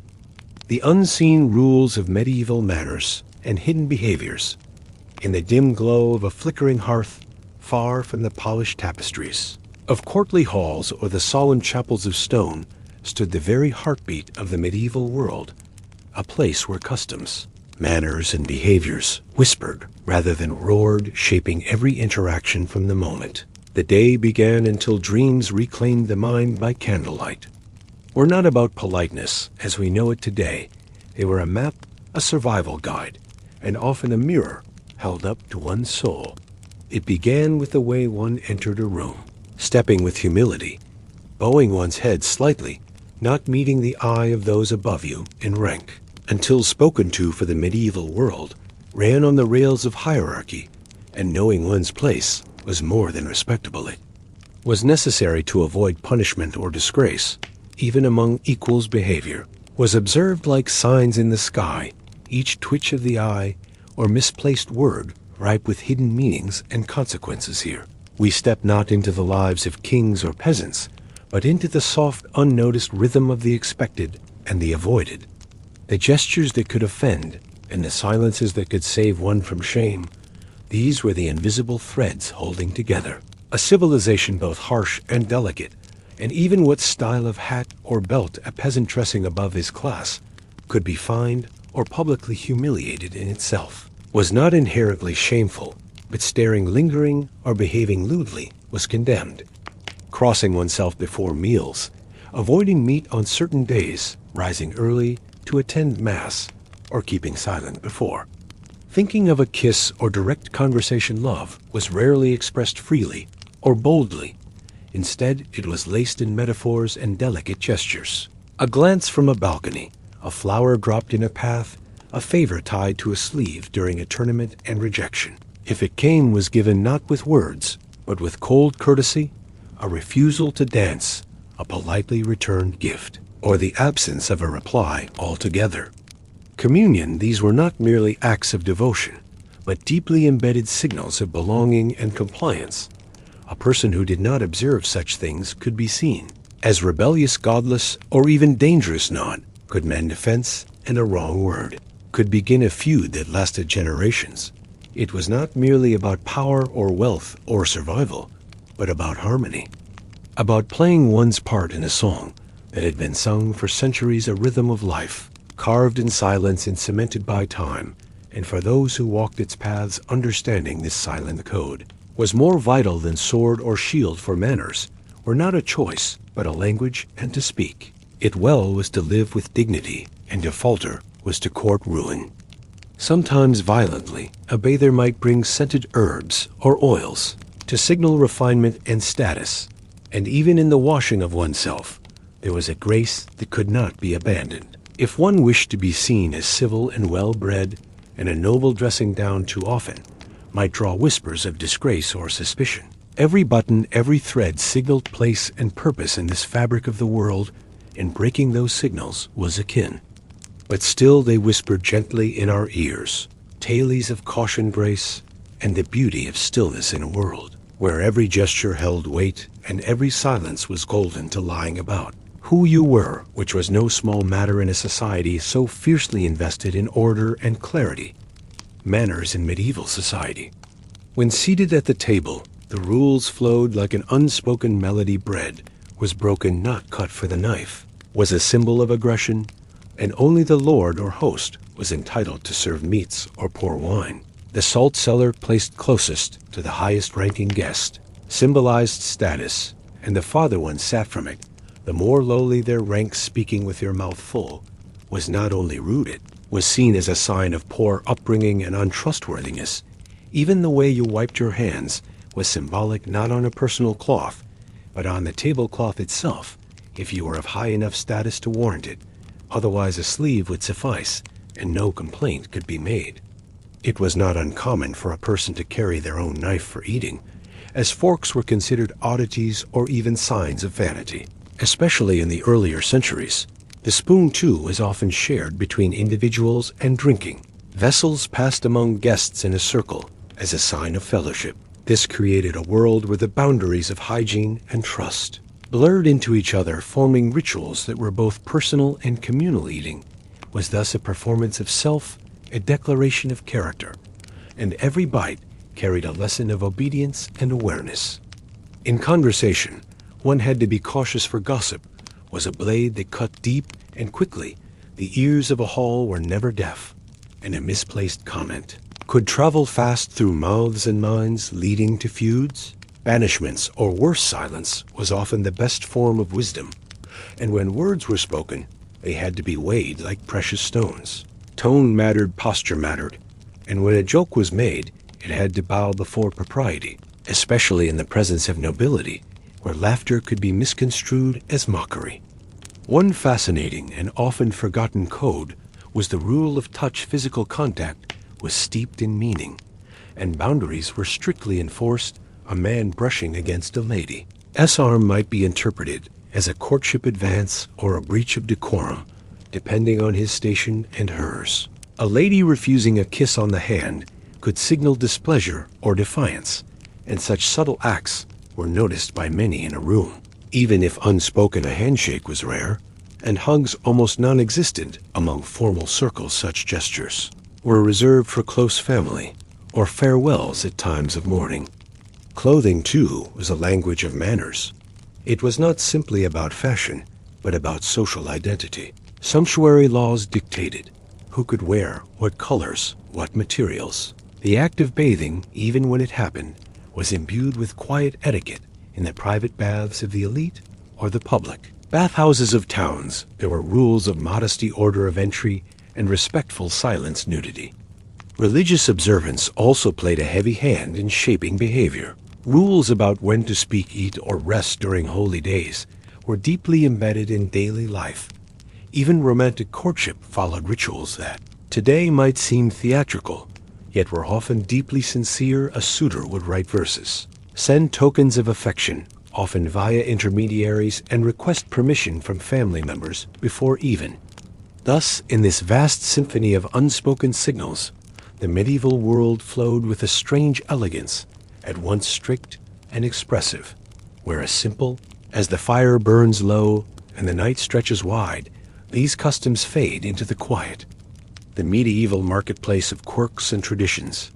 The sun during the morning would sloppily stretch across the cobblestones of the marketplace, square as the aroma of dried herbs, rotting vegetables, open fish barrels, and the faint scent of manure filled the heavy air. The medieval marketplace was not just a place of commerce, it was a stage for life, where the strange, the mundane, and the unexpected coexisted. And goat, as bile desperate sick, bought them all with a nod of silent hope in a cacophony of sights, sound inputs, and smells that defined the quotidian existence of common people and merchants alike. Here, amidst the mismatched rows of stalls and wooden wagons, stood hawker after hawker, bellowing about how great his pickled eels or dried apples were, and others in hushed tones. The exotic wares, such as sugar from the Far East, or a silk scarf that once belonged to a woman. It was not unusual to find an apothecary peddling his vials of mystery, assuring a cure for your cough in the liver of a frog pounded with time, or offering an elixir that assured regaining youth's strength using dried bat wings. A toothless old woman would read your fortune in leaves of cabbage and drops of wax melted upon charcoal if the wax curled away. It was a sign of sickness if it ripped into three. You would also bring soap herbs and a battered pot. Each exchange was a bit of haggling for survival, and everyone went home with exactly what they had set out for, but not exactly what they had set out to receive. Everyone understood the unspoken rules, the nods, the winks, the wary looks that scanned for cheats or hidden weights. Be wealthy, though no one ever quite recalled seeing come to pass. What she foretold, people still hoped, perhaps for the laughter erupted over the thudding of a cooper mending a barrel and the clanging rhythm of a blacksmith honing shears for a shepherd who passed through it as all commingled and interwoven in one. Of the lute player playing a bouncy tune beneath the inn sign, or the gossip shared by women buying cloth from a weaver who claimed his thread was blessed by monks, which many believed could be caused by a glance or an envious comment.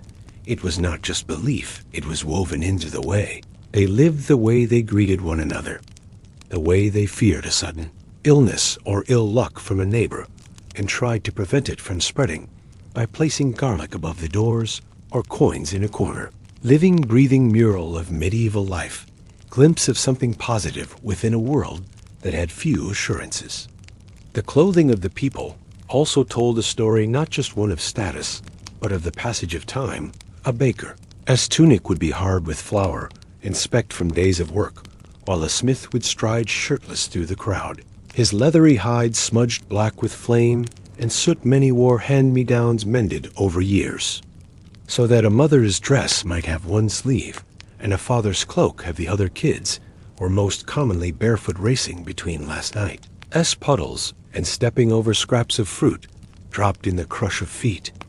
Odd things lined the peripheries of stalls, like pickled rats set aside for mystical cure-alls, or the toe clipping of a hanged man that some believed would ward off ghosts. Candle makers would have candles shaped into saints, said to bestow blessings when burned during holidays. While sitting next to them, a winking merchant sold singing birds in small cages that he claimed were taught by monks, though they sounded more like squawks than hymns.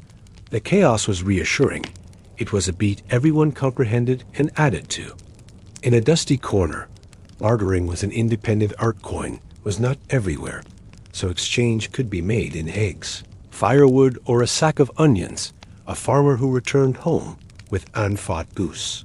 Children who were playing close by laughed as they listened to a puppet show acted out on a cart driven by a shaggy donkey. The puppeteer described gallant knights, silly kings, and clever peasants that outwitted devils using a spoon and some soup. And yet there was peril. Thieves slipped through crowds with nimble fingers, pickpockets lurking like phantoms beneath cloaks and hoods. If taken, they might have a hand clipped, or worse, be held aloft in the square for others to see. But for the majority, it was a low hum, not louder than the sound.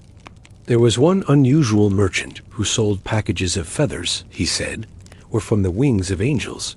They were actually goose feathers, stained with herbs, but it was an illusion that worked. Some people swore that their headache disappeared when feathers were put under their pillow. Others bound them into their caps to keep bad dreams away. Another man made small statues of saints and legendary animals out of bones, teeth, or even weathered wood, and informed customers that burying one by your front door would drive away plague or thieves. The grub was its own universe, boiled cabbage-filled pies of meat with who knows what, and soggy bread wetted by it. Being soaked in ale, which was watery mystery stew, was sold by vendors in earthenware. Bowls and people could be seen waiting in lines of toilers, dipping dirty spoons with still soot or soil-blackened fingers. Roasted chestnuts and candied nuts were treats, and the more adventurous would consume hedgehog baked in clay, or a pie of songbirds, which would be released when the crust was cut as a sign of wealth and spectacle. People wore talismans in little pouches of string with dried flowers of rosemary, and even with nail clippings. Sometimes these were employed to protect against a curse or the evil eye. Every now and then through the bazaar would pass a procession of lords, and all would become silent like a surprise storm knights on horseback, glinting in armor priests. Carrying gold crosses and women of quality under umbrellas, they'd pass by the throngs. People stooped, some kneeled, others looked away not to be seen, but stared with awe from the edge of their gaze. It was a reminder that life was more than one-sided, and most of them lived way down beneath the glittering surface. As the sun set and shadows lengthened, the market closed in on itself. Stalls were taken down goods, or loaded into carts' tired hands. Counted out money, and chickens clucked as they were snuggled under arms for the walk home. Lanterns that burned with soft lights danced on stone walls, casting long shadows that stretched like memories across the square.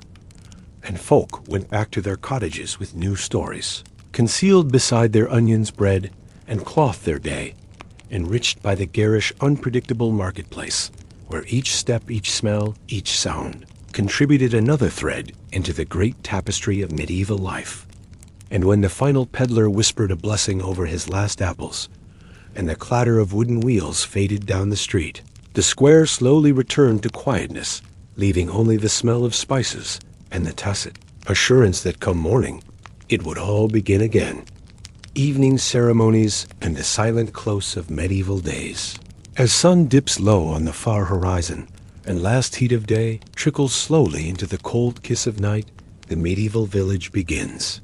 Its gradual slipping into darkness. The heavens grow dark from pale soft blue to a velvet indigo curtain drawn over the sky.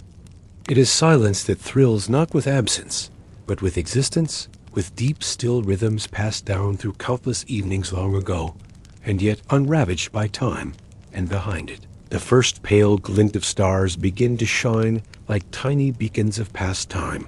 Stories are whispered, never rushed voices, low and slow gentle words exchanged among parents, children, elders, and siblings, as the small joys and dangers of the day are recalled and softly balanced upon.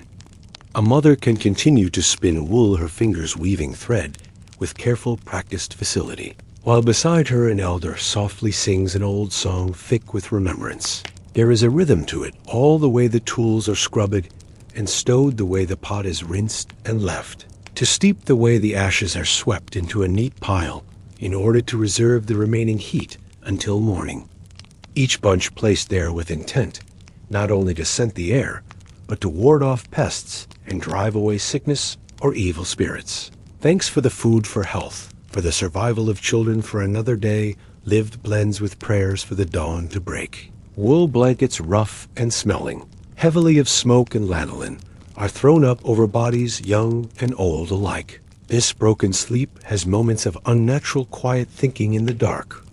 While the world is sleeping, the fire is attended in silence, the flames cared for with soft nursing to maintain the warmth running through the darkest hours. It is at this middle period that people sometimes rise and pray, or speak softly to one another, or even sit in the dark and listen to the night in a silence that belongs to no other time of the day. Children huddle in between parents or snuggle up close together in an effort to keep each other warm. In this moonlit stillness, the world seems larger and more full of mysteries. Owls hoot out from hidden boughs, foxes steal through brambles, and the trees sing ancient hymns on the wind. Let the flicker of candlelight dance at the edge of your closed eyes. Let your thoughts calm, like the fields outside the village, where time itself appears to take its breath. Nature's night concert plays its soft melody, while each leaf and furrow waits for the dawn. The baby can sleep in a wooden cradle lined with a mount of dry moss or old cloth, rocked gently by the foot of a weary mother. A gentle supplication for protection through the night, for tranquility from the dreams, and for the strength to rise again with the dawn. The voices are low, and even sometimes just lips moving in silence, the heart as faith requiring no voice at all. These prayers are not long and loud, they are small and profoundly human, a quiet strand connecting each soul to something greater than themselves. These are ornament more than that they are old keepers, living symbols of hope, defense, and peaceful strength. Slow ticking of stars and the still turn of the earth. Let sleeping you be caressed by firelight and steps in the straw, by the frozen watchfulness of owls and the soft prayer of ancients faintly echoing throughout the centuries. Sleep in that wide silent space where the stories of yesterday's slumber curled up like sleeping hounds at your feet, willing to travel with you into morning. The air in here is thick with the odor of stew and smoke and wool and sweat. But it is not unpleasant. It is the smell of life, of survival and closeness and breathed shared lives. The children sit on reeds of straw by the fire, some asleep, others staring into the fire, lost in thoughts, too young to put into words. The dog stretches close to the warmth, its ears twitching at every crackle and snap of wood. The meal is simple, but sustaining in the main. The same dense pottage simmered all day long, a shared pot of stew with beans, herbs, and shreds of root vegetables, maybe a crust of burnt, blackened rye bread, softened in broth, and occasionally a shred of salted flesh or dried fish, if fortune allows an orange, as the flames ignite steadily, low casting flickering shadows on wooden and stone walls. The light dances warmly on creased faces and the weathered lines of humble furniture, made by hand and smoothed by use. The fire burns quietly, its warmth a comforting heat against the increasing cold seeping in from earth and stone outside. The air thickens and grows still with the scent of smoke earth and the last bouquet of trampled grass, as labor gives way to night stillness. The noises of day to day all slowly fade, the rattle of hooves over hard ground, the gossiping of neighbors, the yapping of hounds, and the baas of beasts all dwindle into growing silence that creeps like mist across the land. But this silence is not empty. It is rich and alive with the secret music of a world that knows how to slow the rustling of leaves, stirred gently by winds of night, the quiet of wind breathing over roofs of thatch, the lonely cry of a distant night bird perched aloft in a tree, and the sleepy rumbling of cattle bedded into their pens. In each home, families begin to come back together once more around the heart of their cottage, the hearth burning warm. This is return time, the holy interlude after a day of toil, when everyone comes together to take up space and warmth. As they dine, the light of the fire dances over their faces, bringing out the closeness and the quiet satisfaction of a moment's peace from the physical toil of work. This is an hour of quiet ritual loved by repetition and kept in place by memory. In houses without a chimney, the smoke unwinds in slow, spectral streams drifting over roof holes or oozing out through open shutters. Behind the beams, bunches of dried lavender, rosemary, sage, or sweet rush can hang gently swaying in the faint draft. As the darkness gathers, prayers are murmured by candlelight or under the light of the hearth. When it is time to sleep, the family shares out what little room there is. Beds are straw-filled, bags laid out on rough wooden platforms or sometimes on the trampled earth floor. Sleep is not a single stretch, but at times broken into two parts with an hour awake in the middle. Across fields lie couched in shadow, the moon slowly climbing, casting pale silver light upon hedgerows and rooftops and curved paths that wind between house and barn. As you lie there now and imagine this world slow your breathing with theirs, feel the chill of the air on your skin, wood smoke, wool, and the earth itself hear the soft murmurs of a family carrying on with their evening, the baby sighing, the mother humming, the father muttering a final prayer. Let this silence of the ancient night fall around you like a cloak that the quiet of it carry you gently to sleep, asleep unmeasured by clocks, but by the long. Whispers behind the veil, hidden beliefs, lost scrolls, and forgotten rites. The silence of the scrolls, what we lost in the great fires of knowledge. The wind does not remember the words burned in parchment, and yet history turns on their absence, like a key left missing from a door long sealed. There are many things we can no longer know, not because they were never written, but because they were written, and then lost, hidden, buried, or more, often deliberately destroyed in the name of silence, in the name of power, in the name of purifying truth, or suppressing those who dared to ask the wrong questions in the wrong tongues. The history of medieval belief is not just a story of what was preserved, but perhaps more profoundly of what was forgotten or forced to disappear beneath the ash of centuries of fire and fear. In the great libraries of the ancient world, once stood shelves of scrolls, manuscripts bound in leather, parchment and papyrus words, etched in careful ink, thoughts poured from minds long gone, some of these. Repositories of knowledge passed away with time and war. Alexandria was perhaps the most famous of such libraries, a victim of flames both literal and metaphorical. But even in the medieval era, the destruction of texts continued with purpose and with quiet horror, especially as religious doctrine tightened its grip on what was permitted to be remembered and what was commanded to be forgotten. Monasteries became fortresses of transcription, copying texts by hand under candlelight. Surrounded by cold stone and the scent of beeswax and ink, they were the preservers of culture. Yes, but they were also the guardians of orthodoxy. Many texts arrived to their scriptoriums, deemed heretical, incomplete, or troubling, and these texts would be censored, redacted, or removed entirely. Other times they were simply burned in great piles with no ceremony, but with quiet conviction, an act that repeated itself across centuries. Monasteries, churches, even royal courts held the power to end a thought by fire.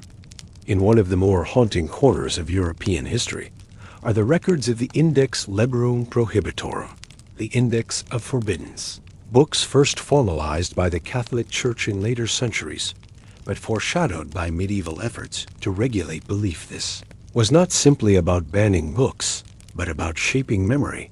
It was a theological act, a political one, and sometimes a deeply personal one. The books forbidden were not always pagan or foreign, but often Christian texts that questioned or reinterpreted the canonical line. Gospels that bore different voices from the ones now familiar gospels attributed to Thomas Mary Magdalene, Judas, and others did circulate in the early centuries. Some found their way into the hands of medieval monks. Some were translated into Latin or copied in margins before being hidden or destroyed. The Gospel of Mary, for instance, spoke of a different relationship between Jesus and his followers, offering Mary not just as a witness, but a teacher, an interpreter of hidden sayings. But such ideas ran against prevailing hierarchies, and so these texts were silenced over and over again, their pages perhaps crumbling slowly in damp corners of forgotten abbeys, or else vanishing in bonfires lit by decree. Then there were the scrolls that vanished, not because they were banned, but because no one knew to preserve them. Ordinary voices, peasant prayers, written in local dialects, fragments of folk Christianity that combined scripture with seasonal rites or ancient customs. These were rarely copied by monks, who saw them as rustic or impure. Many of these traditions survived orally, passed through generations, whispered over bread and wine, or sewn into embroidery, patterns, and harvest songs. But the texts, if there ever were any, are long gone. The silence of the scrolls is sometimes the silence of the humble voices unheard. The burning of the Cathar texts in southern France offers another glimpse into this tragic erasure that Cathars believed in. Dualist interpretation of the world, light and darkness, soul and matter. They rejected many formalities of the church and emphasized personal spiritual purity. Their beliefs spread rapidly until they were deemed heretical. A crusade was called, not just against the people, but against their memory. Their sacred books were sought out and burned, often without even being read. Their language was lost, their thoughts smeared in soot and silence. Across the mountains of Spain and Italy, Jewish texts, too, were scrutinized, censored, and sometimes burned during moments of tension. Jewish scholarship had thrived especially under Islamic and early Christian coexistence, but in times of persecution, even rabbinic commentaries and Talmudic works were seen as threats too. Christian supremacy scrolls that had passed through generations were suddenly threats to be extinguished. Manuscripts that contained centuries of debate, wisdom, poetry, mysticism, and legal argument were seized and cast into flames, especially in the aftermath of accusations that Jews were enemies of Christ or corrupters of the faithful. And yet, even as books burned, the ideas within them sometimes endured. Monks who had read them remembered some of what they saw whispers, passed between scholars or travelers, fragments embedded into other works like fossils in stone. Occasionally, a quote would survive unacknowledged, unnamed, surviving in a different book. Under different contexts, scholars centuries later would uncover these ghostly remnants, trying to piece together a picture of lost belief from what remained in fragments, echoes, and hints. What we know of these lost scrolls is shaped by absence, but also by archaeology in dry caves or forgotten corners of European monasteries. Discoveries are still being made, codices hidden beneath floorboards, marginalia that contradicts the main text, palimpsests where erased words bleed through beneath. Newer layers of ink, medieval parchment was valuable, and sometimes old texts were scraped and reused. Yet modern technology can now reveal what was once wiped clean, and so the voices of the forgotten speak again, if only in whispers. We imagine history as a progressional line that leads from then to now, but so much of medieval religious history is actually a burial ground of voices, voices silenced by intention and by neglect. The silence of the scrolls is not empty, but heavy. It presses against us like the weight of stories denied the weight of knowledge. We almost had and lost not to time, but to fear and to fire.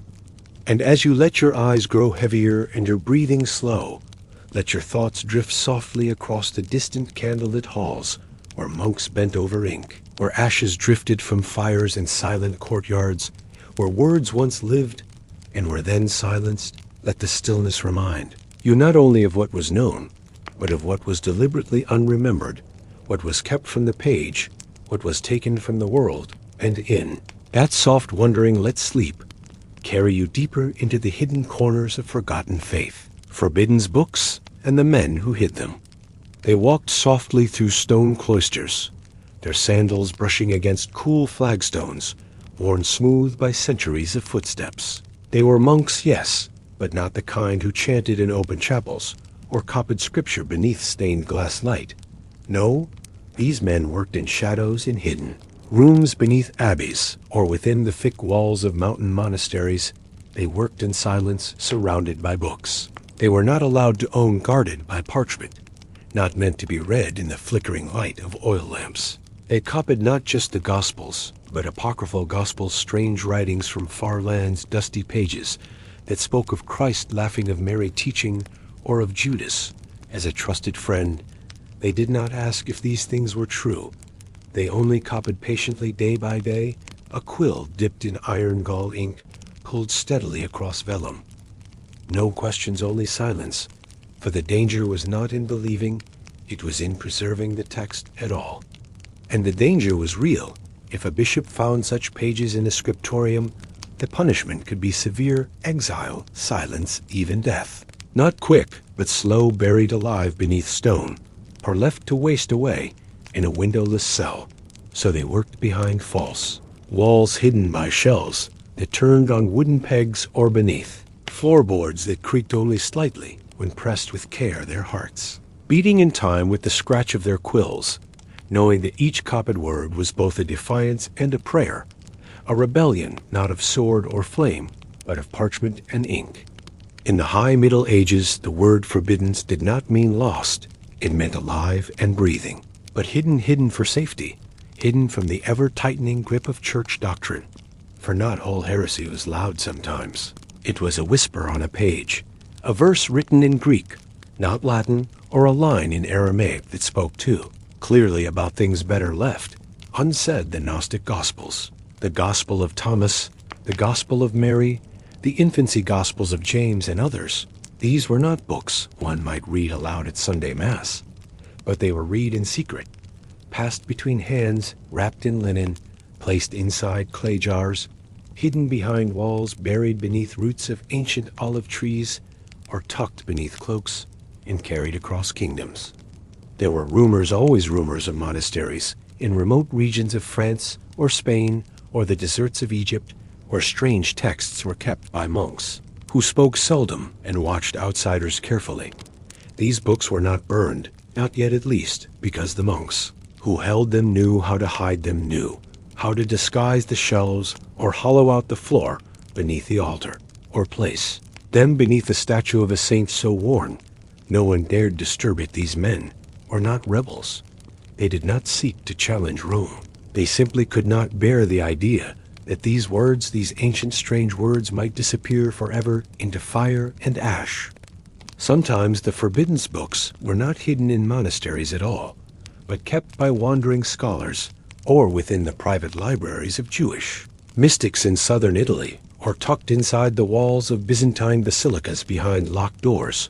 The church said there were only 4 gospels, but others knew there had once been dozens, and that some held stories so strange they could shatter what ordinary people believed. Stories where Adam was formed from light, not clay, where angels wept over human suffering, where God's voice spoke not from a throne, but from within the heart and mind of man.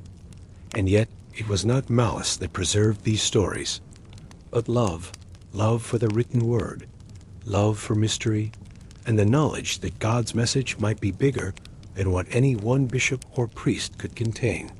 One monk in particular, Brother Adelmo of Provence, is said to have compiled a book of books, a codex that contained excerpts from more than 20 forbidden gospels and apocalyptic visions and writings of desert hermits. Long thought insane, he kept it bound in red leather and locked with iron clasps buried beneath the stone floor of his abbey's wine cellar for 40 years. He guarded it, never speaking of it, until one day when soldiers came and burned the abbey to the ground. The codex was never found, perhaps still hidden, waiting beneath layers of soot and stone, or perhaps spirited away by another monk whose name is lost, and whose footsteps disappeared into the mist of time. But it was not just Christian texts that were hidden in this way.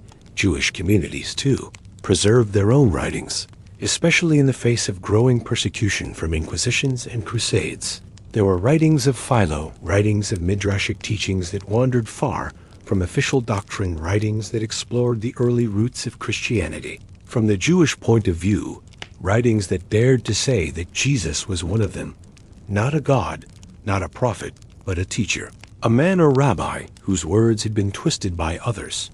This was dangerous thought in medieval Europe, so they wrote in small script, hid the scrolls within walls, or carried them eastward toward safer lands, tucked into Torah scrolls, or disguised beneath commentaries, their edges worn and darkened by the trembling hands that held them. Then there were the Arabic manuscripts, works by Islamic scholars who had collected gospels lost to the West, translated them, preserved them, discussed them, debated them in the golden libraries of Cordoba and Baghdad and Cairo. And when the flames of Europe sought to burn them, these manuscripts fled once more eastward, passing through hands, careful and devout. Some would later return in fragments, within the libraries of Venetian merchants or tucked into the folds of a scholar's robe. And even today, we find them here and there, one verse, one page, one bound cover that escaped the fire. The church knew about some of these books, of course. Councils were called to condemn them. Lists were made of forbidden titles. But even then, even as bishops wrote the names down for burning, the books themselves were already in hiding, and in the centuries that followed they would surface again, sometimes found in the desert. Like the Nag Hammadi texts are buried in monastic caves, like the Dead Sea Scrolls. When they emerged, they brought not just stories, but entire lost worlds ideas that did not make it into the canon, but once had lived, breathed, been read by candlelight, and prayed over in silence and awe. So much of our past is defined by what we choose to forget, and the men who hid the forbidden books understood that they knew the memory of the church was selective, that some truths were too bright, or too wide, or too strange to fit into the narrow box of official doctrine. And so they hid them not to lie, but to preserve, to wait for a time when such things could be seen not as threats, but as echoes of a broader, older faith. A faith rich in mystery and full of stories left untold. Stories that whispered not blasphemy, but wonder. Stories that painted God not only as judge, but as mother, as fire, as silence, as dream.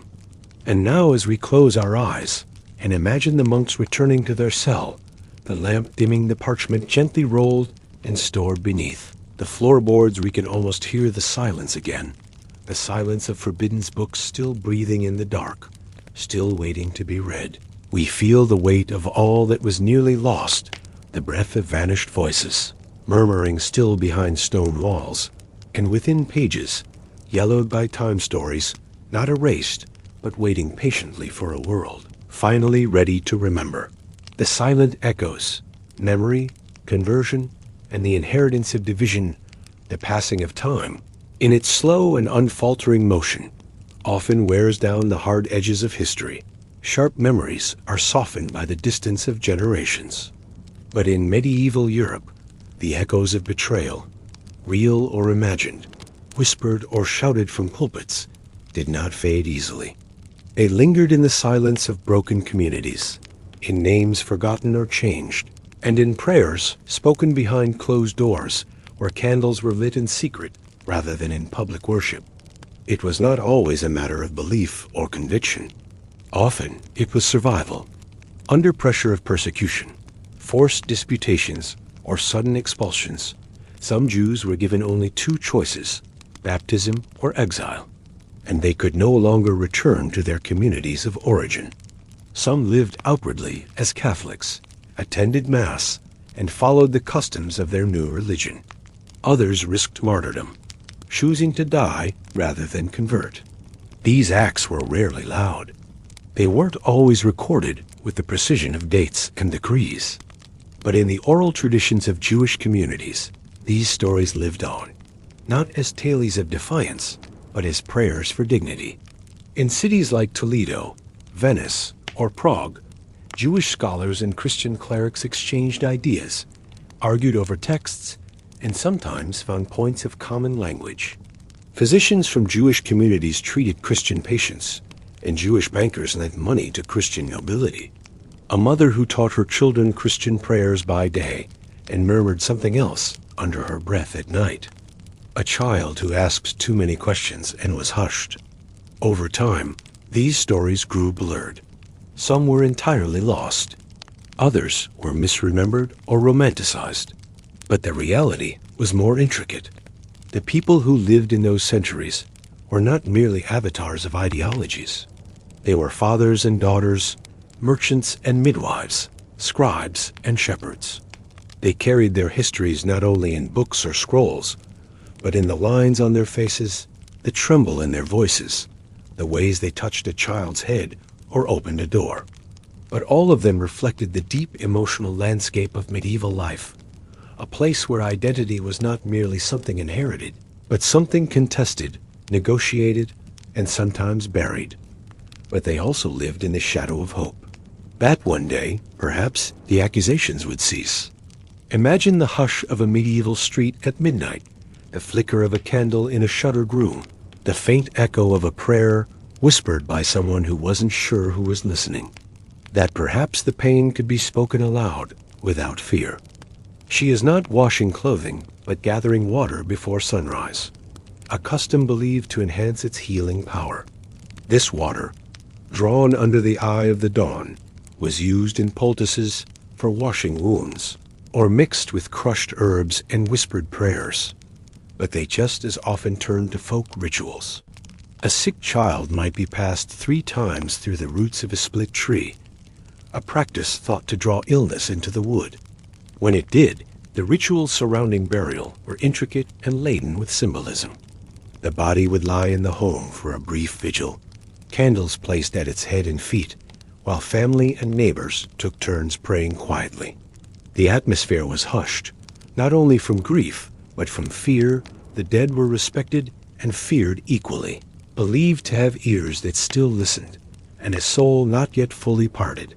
First, the body would be washed, a task typically done by women, sometimes midwives, who also oversaw the final care of the dead. The grave was often marked with a wooden cross, or for wealthier families, a carved stone. Witches' marks, daisy wheels, and circles with intersecting lines were scratched into doorframes or beams near beds. Iron objects, such as scissors or nails, were buried under thresholds. The veil between life and death was thin, and through that veil flowed stories, blessings, and the hope of reunion. Healing did not always come through herbs. Sometimes it came through remembering, through the rituals of grief and the quiet courage to carry on living. In some burials, corpses were found with stones in their mouths or iron stakes driven through their limbs, measures taken against the feared revenant, a restless dead who might rise again. The creak of trees, and perhaps if one listened closely, the low murmur of prayers to those long past. Let the scent of lavender and beeswax fill the air. Sleep now beneath the same stars that watched over them. Sleep and remember. In such moments, the medieval night held not just fear but deep, enduring love for the generations buried beneath the soil. Some placed coins in the mouth of the dead, a custom that lingered from ancient beliefs in ferrymen who would guide the soul across to the other world. Loved ones might return yearly to place flowers or light candles. Prayers for the dead were whispered in the quiet hours of the night. Children learned the names of ancestors buried in the earth beneath their feet, and stories passed on the memory of the dead as living echoes. Others left small personal items, perhaps a rosary, a carved token, or even a favorite spoon, believing the dead might still have need of such things. They would cleanse the skin with herbs and water, close the eyes, and tie the jaw shut with cloth to keep the mouth from hanging open. Bells would toll, the passing bell, to announce the soul as departure and remind the living to pray. It was believed that this ringing could drive away evil spirits and guide the soul safely toward heaven.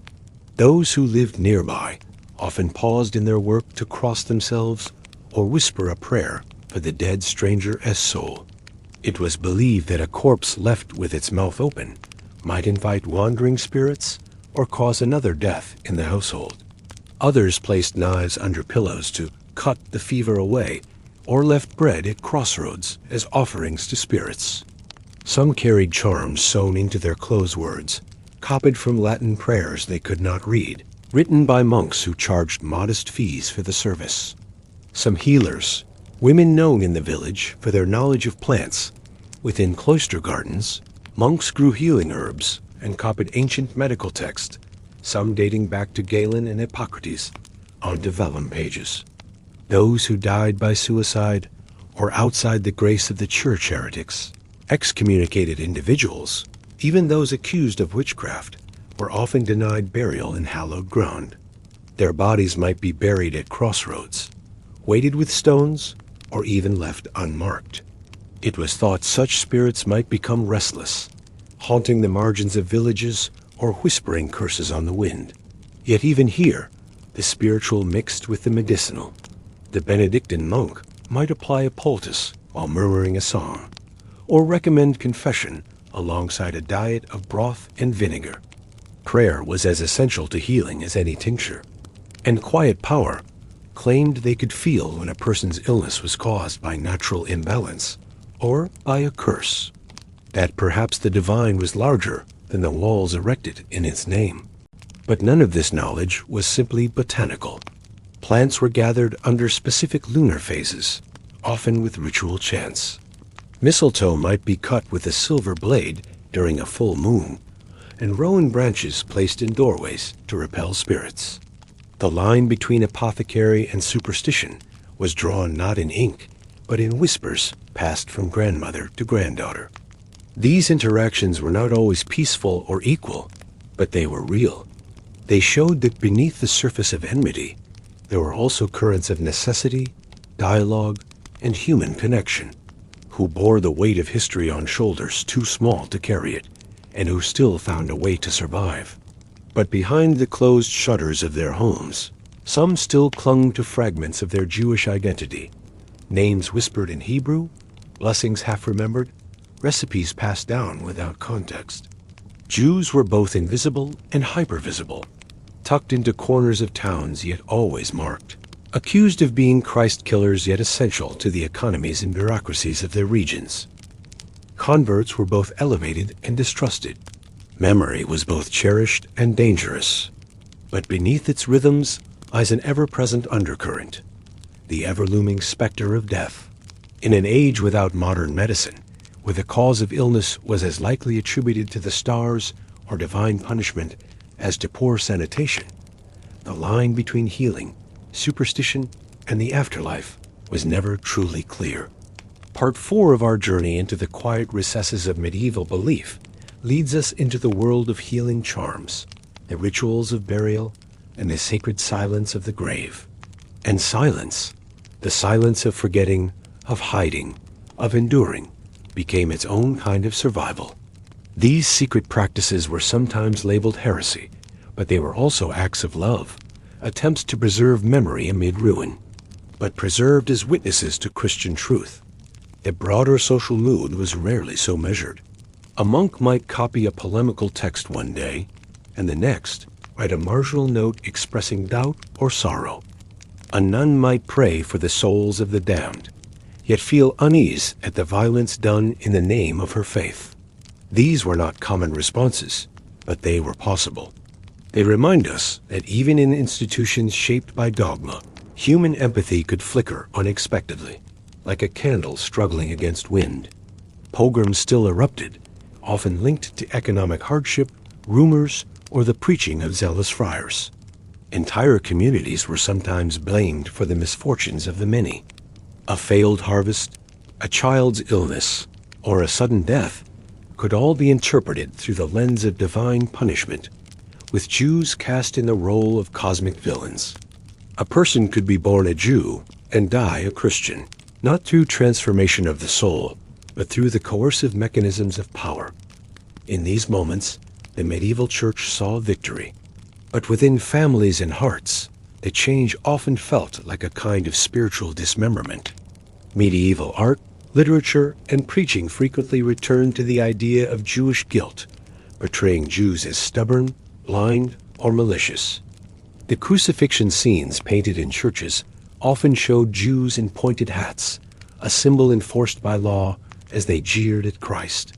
These visual cues were meant to remind worshippers that their enemies lived among them. It was a subtle and persistent way of weaving suspicion into daily devotion.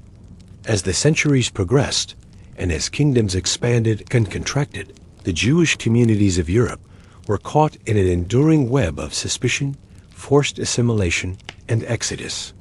In many towns, the rhythms of Christian life continued undisturbed. Bells rang from churches. Processions passed through narrow streets. Yet beneath these ordinary patterns of daily devotion, a quieter, more complex story was unfolding. The story of how communities remembered those who had once lived beside them, and how those same communities forgot. One of the most difficult aspects of medieval life for Jewish communities was the deep tension surrounding conversion.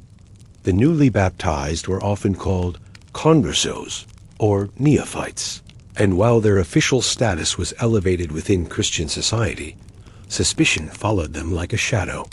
They were watched closely for signs of backsliding. Rumors would circulate. She still lights candles on Friday nights, or he refuses pork. In Spain and elsewhere, entire tribunals were eventually created not just to root out Jews, but to inspect the sincerity of converts. It was a world obsessed with purity of belief, even when belief itself had been violently imposed. But what happens to a person who no longer belongs fully to any world? Many converts were never accepted as true Christians. And then there were those who resisted entirely. Some fled, hiding among sympathetic neighbors or seeking refuge in territories where religious enforcement was less severe. The Christian world, for its part, continued to define its identity in opposition, even as some bishops and theologians called for tolerance. Often citing Augustine's doctrine that Jews should not be destroyed, yet in this darkness, there were also moments of fragile coexistence. And so, across centuries, a strange duality took shape. Within families, this silence could take many forms. A grandfather who no longer spoke of his childhood. Even in the monasteries and convents of the Christian world, where silence was practiced as a holy discipline, the memory of Jewish suffering sometimes surfaced. Today, when we look back on the medieval period, it is tempting to imagine it as a time of simple truths, clear sides, bold choices, absolute convictions. They lived in the long shadow of betrayal, whether as victims, perpetrators, or witnesses. As the night deepens and sleep approaches, let your thoughts drift gently through the corridors of this forgotten world, where faith collided with fear and where memory became both burden and blessing. Let those echoes soothe you now, not with certainty, but with compassion. For all those who lived between identities, sleep well in the silence that follows. A silence filled not with absence, but with the pulse of all those who endured, remembered, and waited for dawn. Echoes beneath the stones, superstition, healing, and burial in the medieval world. As the sun rises gently over the tiled roofs of stone churches and timber-built homes, life resumes in the medieval village. The day might begin with the sight of a woman standing at the edge of a stream, holding aloft a silver bowl that glints in the early light. Herbs were the primary tools of the medieval healer. Meadowsweet for pain, yarrow for wounds, chamomile to ease fevers. Each had its place in the healer's mental catalog. In times of severe illness, villagers might seek help from the church, from relics housed in chapels, or from a priest known to anoint the sick. Monasteries, while devoted to faith, also became centers of rudimentary medicine. Despite all these efforts, death often came swiftly and unannounced. Shrouded in linen or wool, the deceased was often buried within a day, especially in warmer months. If a family could afford it, the burial would take place in consecrated ground beside the church, close to the bones of saints and protected by the shadow of the steeple. The sounds of a funeral procession were somber and slow, but not all burials were equal. To protect themselves, villagers used apotropaic symbols, carvings, or marks meant to ward off evil. And yet, despite these darker fears, most graves were visited, tended, and remembered. In this way, the medieval world kept close communion with the dead, not as something to be feared alone, but as a presence ever near. As the moon rose once again over the village, casting long silver shadows across churchyards and fields, the stillness was broken only by a soft wind. Let the candle burn a little longer. The feasts, the fasts, and the forgotten recipes of the medieval table. Imagine now that you are sitting on a long wooden bench, your body warmed, not by fire, alone, but by the presence of others, by the steady glow of torchlight and the hum of voices, echoing beneath vaulted stone ceilings. The warmth of flickering torches casts soft and shifting shadows across the coarse walls of a great hall, and every surface seems to carry the memory of centuries. The table before you is thick and weathered oak, not polished by craftsmen, but by the brushing sleeves of generations who have sat here before you, hands pressed against the grain mugs, slammed in celebration, and quiet fingers tracing circles through spilled wine or gravy. The smell of roasted meat wraps around you like a shawl. It mingles with the faint scent of rosemary apple, its tusks oiled and polished. It is not simply food, it is spectacle, a reminder of conquest, a symbol of bounty and might. It may have been hunted by the lord of the manor and his companions, chased through wild forest with barking dogs and sharp spears. Its capture sung over mugs of ale, and now its body is paraded into the hall with ceremony and sage, and the coarse yeasty perfume of bread pulled hot from the oven, mingled too with the smoke, and sometimes with nun-manchet bread, soft and white, served to the wealthy, while the poor make do with loaves of rye or barley. Darker, denser, more bitter, these are breads that sustain and burden both. So costly it is measured like gold, cloves, nutmeg, ginger, cardamom, each carried from the distant east through perilous routes by traders, whose lives depend on every ounce of their cargo, and a family grieving beneath frozen soil. And so each bite is treasured. Even a crust, even a handful of beans, becomes a kind of sacrament. And silver platters they eat with carved knives, and sometimes elaborate spoons, often decorated with symbols of their house or region. They tear bread and dip it into steaming sauces and broths, but they do not use forks, for in this time, forks are seen as strange. Even sinful little tridents were shown a handful of this A pinch of that, a way to stir the pot, a moment to stop the flame. A dance of habit and hope and heritage is not always overflowing, for just as there is feasting, there is also fasting, and just as there is bounty, there is also burden. The church shapes the calendar. Of the kitchen commanding abstinence from meat on Fridays, from excess during Lent, from indulgence in times meant for reflection, so the people turn to fish, which becomes more than food. It becomes a savior salted. Herring, dried cod, freshwater trout, eels slippery and strange, pulled from rivers and marshes, and cooked in great stews, or roasted on open. Flame monks become masters of aquaculture building. Fish ponds that feed both body and soul, in meals in what was cooked, and what was lost, in what was shared, and what was hidden away. But a pale dish of chicken rice, almond milk, and sugar, sometimes spiced with cinnamon or clove, or a hint of ginger a dish, and your breath slows. Imagine again that warmth of hearth, the scent of herbs, the press of community, the ghosts of meals past whispering in the walls, both nourishing and luxurious, eaten by candlelight and reserved for those of means, and prepare to walk forward into the habits, rituals and small daily acts that made up the lives of those who lived not in splendor or song, but in the quiet brave work of enduring, and gave and hoped and fed each other through long winters and short harvests, through silence and song, through feast and fast, and famine and faith sturdy, meant to absorb the juices of the meat and the weight of the meal by the time. The feast have been herded into their pens, their thick wool still damp from the morning, missed their tiny bells clinking softly in the fading light. House perched high on the hill, the fire crackles beneath a tapestry faded by time and smoke.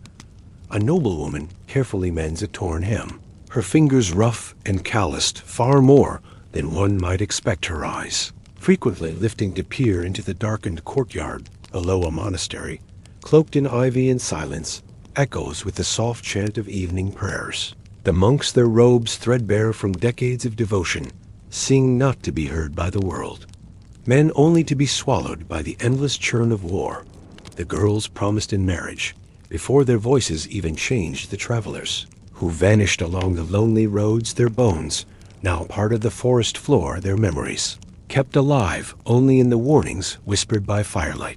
And though their names have been lost, their lives were not lost, for they lived as fully as any emperor or saint. And though they vanished into dust, they left behind fragments, whispers of smells, recipes, songs, fears, charms, and laughter, all carried forward in the delicate threads of breath and bread.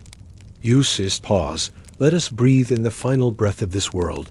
Before we pass into the next, let us honor the lives we touched briefly, even if only through whispered words.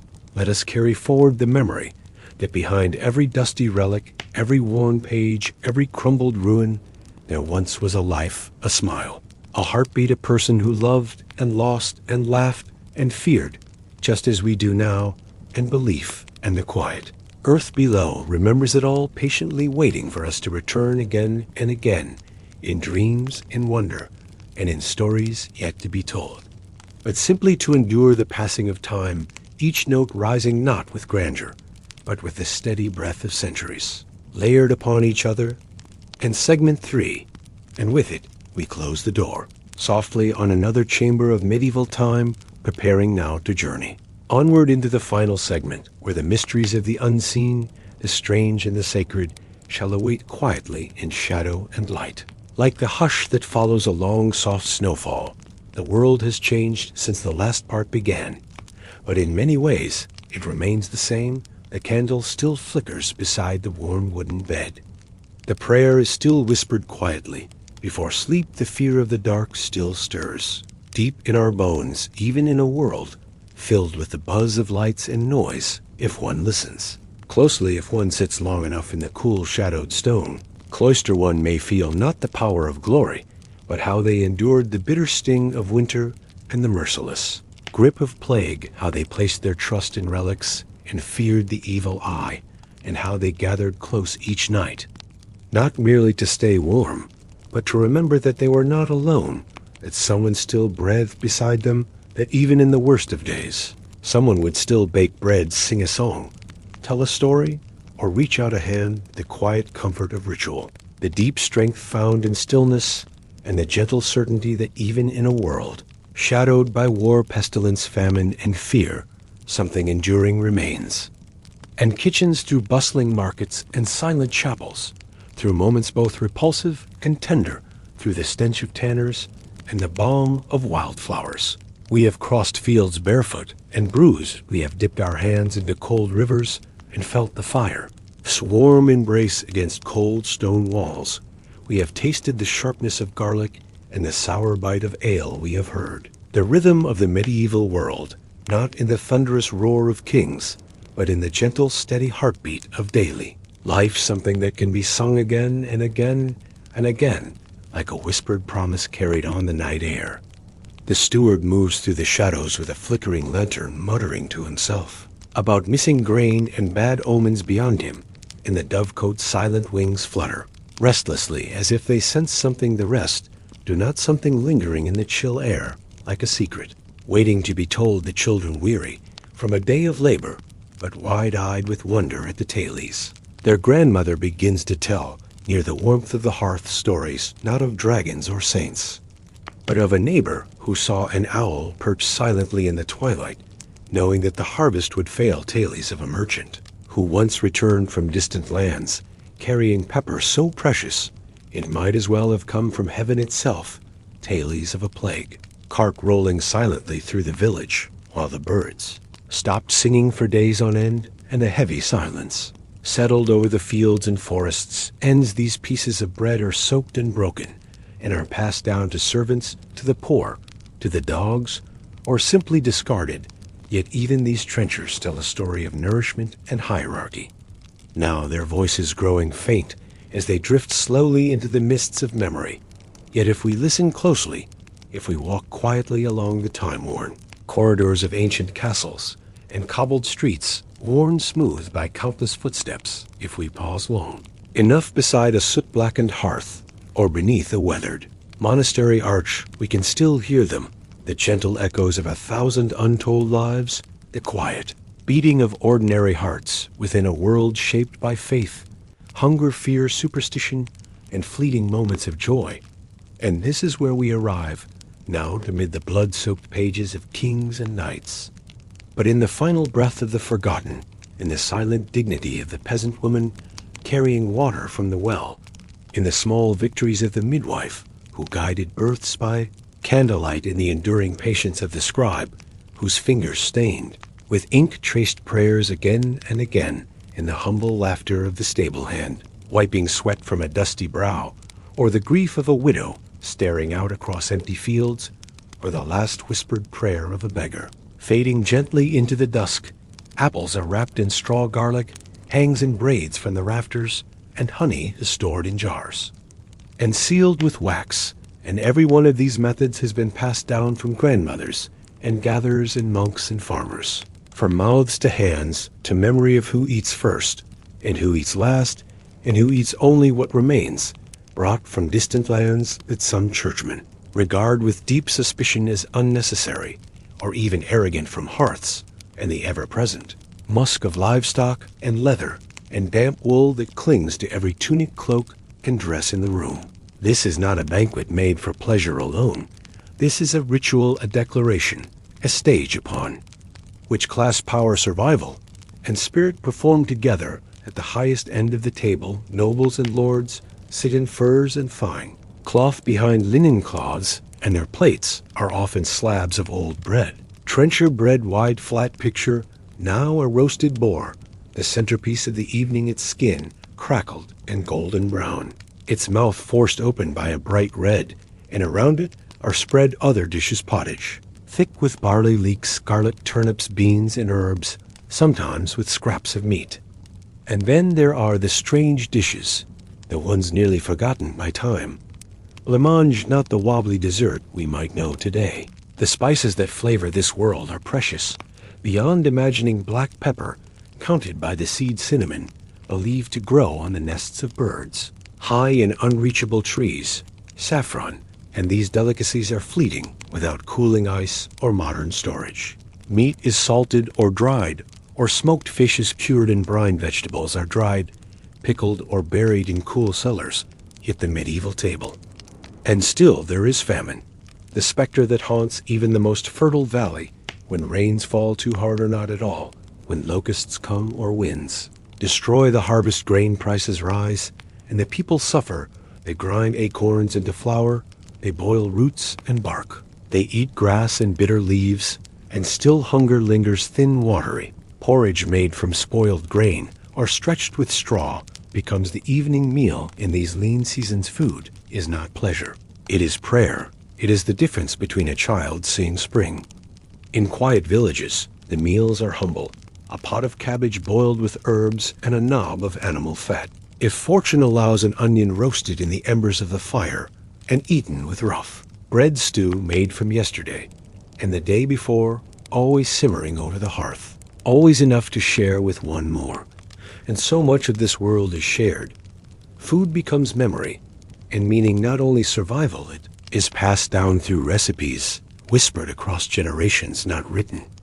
And at the same table, where lords boast and peasants pray, travelers share what they carry and find comfort in company. A crust offered a bowl, shared a drink raised in gratitude. These small acts shape the fabric of medieval life. Just as surely as armor or scripture, food is culture.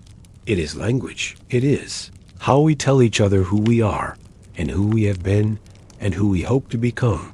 It is shared in silence, in song, in celebration, and in sorrow. And it never exists apart from the rhythms of the land or the demands of the spirit.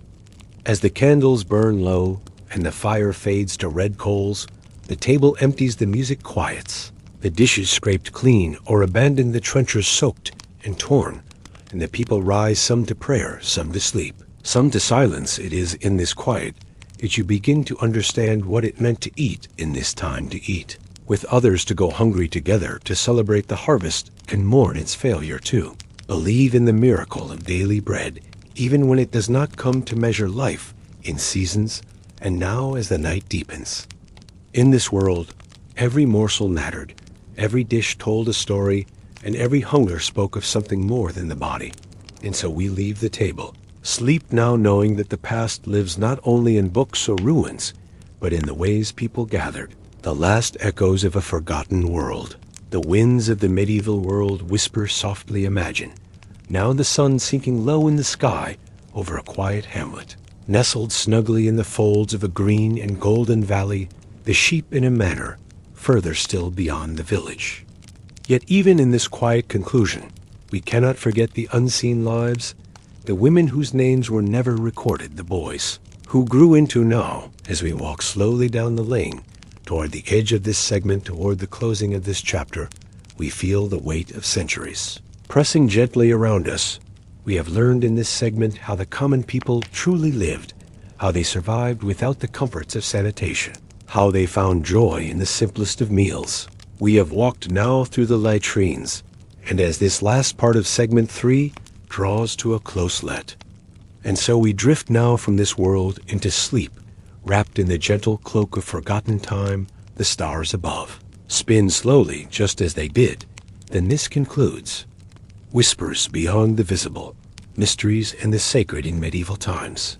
As the gentle cloak of night unfurls across the sky, and the world slips slowly into a hushed slumber, we now step quietly beyond the familiar shapes and voices of the waking day. We leave behind the echoing clatter of the market stalls, the soft laughter that rises from hearthlit rooms, the rhythmic clang of iron at the blacksmith's sire, and even the steady murmur of prayer that drifts from the chapel doors. We step instead into a softer realm, one shaped not only by what the eye can see or the hand can touch, but by what lingers just beyond the veil, the hidden, the whispered, the sacred. This was a world where every shadow had meaning, where every flickering flame and rustling breeze carried a deeper message, where the boundaries that we now take as firm and fixed, between nature and the supernatural, between the visible and the unseen, between life and death, were not boundaries at all, but doorways gently, ajar through which the medieval soul wandered, often with reverence, sometimes with fear, always with wonder. Human control, they were a way to create order, to feel some gentle control over illness or hunger or loss, and to invite blessing into spaces, both grand and humble. And so they looked for signs in the flight of a crow, or the sudden silence of a forest. They paused to whisper a prayer when passing a crossroads. They kept small charms carved from bone or shaped from bits of iron, tucked away in pockets and sleeves, not as superstition, but as a thread of connection to something larger, something unseen yet deeply felt. And still the scent of incense hangs gently, as if time itself has slowed around you. Here words are not needed. The silence is its own form of prayer. The hush itself feels like a presence, as if something ancient and kind sits quietly beside you, offering no answers, only stillness, only peace, and over until it became the breath itself. It was not about understanding fully, but about surrendering to the mystery and trusting that even in darkness, even in sorrow, one was not alone. Our long, gentle journey together, and listening for the sacred that lives softly in the spaces between each word, each breath, each moment. We invite you to, but rather held loosely in the open hands of nature and spirit, where days followed the rhythm of dawn and dusk, and months were felt in the tilt of sunlight, the smell of soil, and the songs of birds returning through the skies. They were more than mere holidays, more than moments of rest from the plow or loom.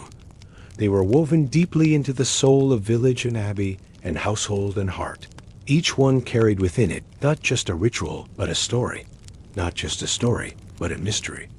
As hair or the creak of a wooden cart carrying sheaves of herbs or baskets of bread toward the chapel where incense would. The images of saints and angels would seem to stir in the shadows, while the congregation knelt or stood or sang ancient words whose meanings were felt more than understood, soon curl into the beams. Like fragrant spirits reaching upward and offering, relax your breath to soften your gaze and to let the rhythm. On Midsummer Eve, great fires were lit at crossroads and hilltops, not only to honor St. John, but to chase away evil, to strengthen the crops, to protect the flocks, and to hold back the dark just a little longer. They were woven into the fabric of daily existence in ways both seen and unseen. For the people of the medieval world, time was not separate from the sacred. The sacred was time itself, flowing like water through every field, every home, every footstep on a muddy road, St. Bridget's Day, Candlemas Ascension Day, Michaelmas Martinmas, Epiphany and Pentecost, and so many others whose whispers still cling to stones and streams and half-remembered songs. But to offer thanks to the earth and the saints and the skies above, the air would be filled with the smell of apples and hay, of roasted grain and honey and smoke.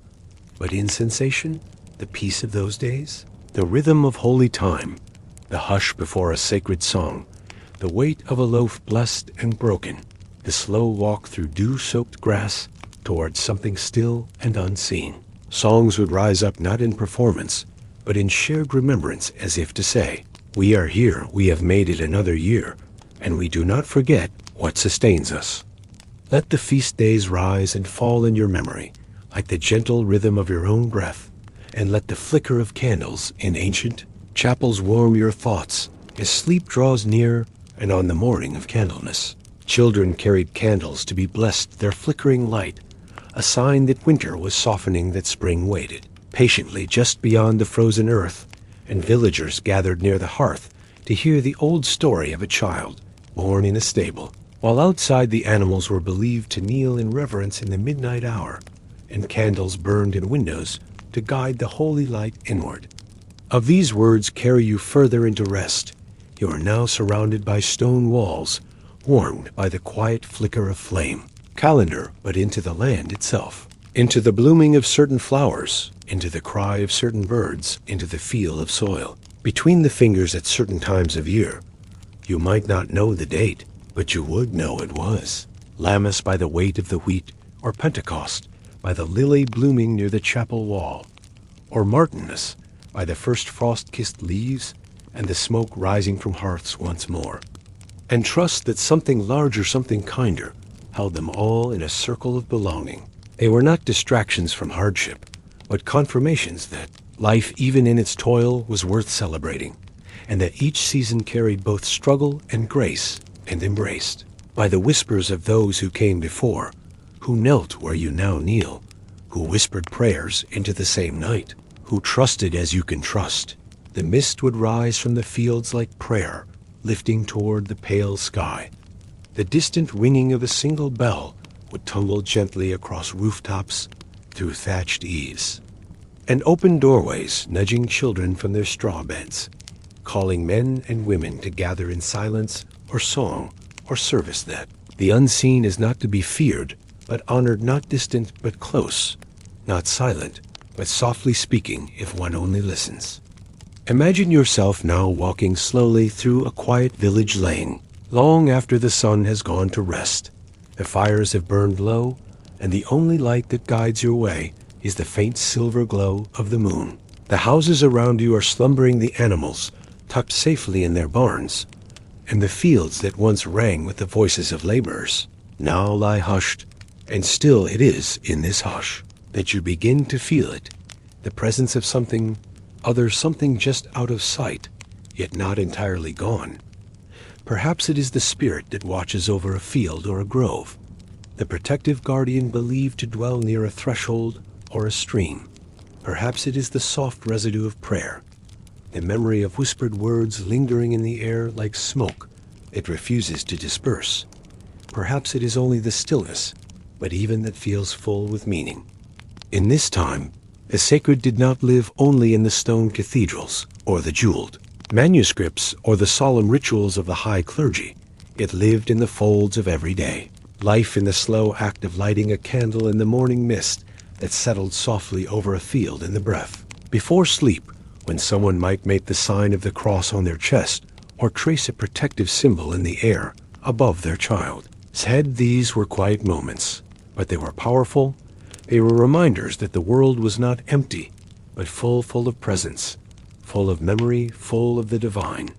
Each person, whether noble or poor, learned, or unlettered, young or wrinkled with age, carried within them a private relationship with the mysteries that shaped their world. This was not something reserved for scholars or monks. This was a living, breathing part of every life, from the shepherd who left a sprig of hawthorn tucked into the fold of his cloak to ward off misfortune, to the mother who placed a pinch of salt beneath her child's cradle to protect against evil dreams, to the farmer who looked to the shape of the clouds and the behavior of birds and saw in them messages sent from another realm. These beliefs were not born of ignorance, but of a desire to make sense of a world that often felt large and wild and beyond. The sacred in medieval times was not far away. It was not reserved for Sundays or cathedrals. It was woven into the very act of living. It lingered in the taste of blessed bread in the cold, touch of holy water on the brow, in the worn beads of a rosary passed from hand to hand over generations. It was present in dreams and in the spaces between words, in the pause between the tolling of a bell and the silence that followed. It was carried on the breath of a chant, sung slowly at dawn. It was heard in the call of an owl that marked the boundary between one day and the next. As we begin our quiet exploration of this sacred landscape, let us start with the rituals of daily life, the soft rhythms and gestures that formed a kind of spiritual fabric around every home and every heart.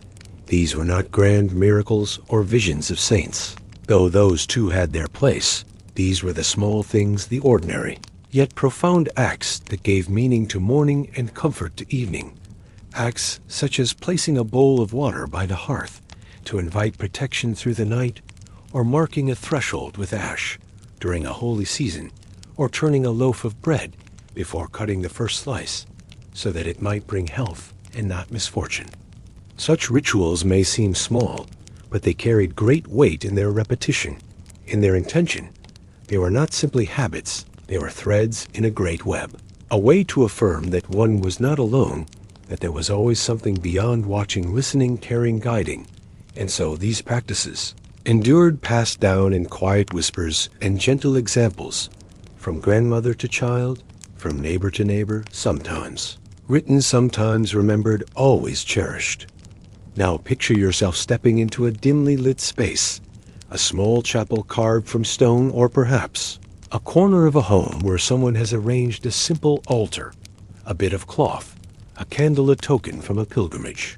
A handful of dried flowers. The light here is low, the air cool. It is in this kind of moment that many in the medieval world found their truest sense of the sacred, not in dogma or argument or ceremony, but in stillness and gesture, in the hum of a chant repeated over. So as we begin this final segment of Let Your Breath Become Slower, let your thoughts drift like mist across a quiet hill, and know that in this world of shadows and silence and soft light, you are safe, you are held, and you are surrounded by the gentle echoes of a time when mystery was not something to solve, but something to dwell within. And so we begin not with urgency or noise, but with a hush, with a pause, with the simple, quiet act of turning inward sacred days and forgotten festivals. Now close your eyes gently and begin to imagine the slow turning of the seasons in the quiet medieval countryside, where time was not counted by ticking clocks, nor sliced by digital schedules. Here, in this hushed and holy landscape, time moved like a great, breathing beast, long and slow and steady, and within this sacred flow there were days that shimmered with a special kind of meaning, days that stood apart from the ordinary, like pearls threaded through the rough wool of every day, life glinting softly in the dim light of memory and reverence. These were the feast days, the saints' days, the solemn vigils and joy-filled festivals that painted the long medieval year with glimmers of hope and warmth and shared memory. The calendar of the medieval world was not merely a list of dates, but a living circle, a wheel that turned with sacred intention, where every day had meaning and many days had names, names that echoed softly down narrow paths and across quiet hills. Imagine then a small village hidden between wooded hills or nestled beside a winding stream, and on the morning of a sacred festival, the entire place seemed to stir with a different kind of breath, not rushed or anxious, but slow and tender. You might hear the rustle of coarse linen being shaken out, the low murmur of a prayer spoken by a mother tying a ribbon her daughter. And within the church itself, there would be light, not the cold brightness of modern bulbs, but the warm flicker of candle flames dancing like golden moths on the stone walls and colored glass. Outside, once the Mass had ended, there would be processions winding through the village, slow and reverent, with banners held aloft, painted in sacred reds and deep blues and soft golds. Children would scatter petals before the priests, while old women carried baskets of bread to be blessed and shared, and musicians might play a quiet pipe or drum, as if to guide the very air in a sacred rhythm. Some festivals were tied to great events of the church, to the lives of saints or moments in the life of Christ, while others blended quietly with older ways still held in memory around fire and hearth and field.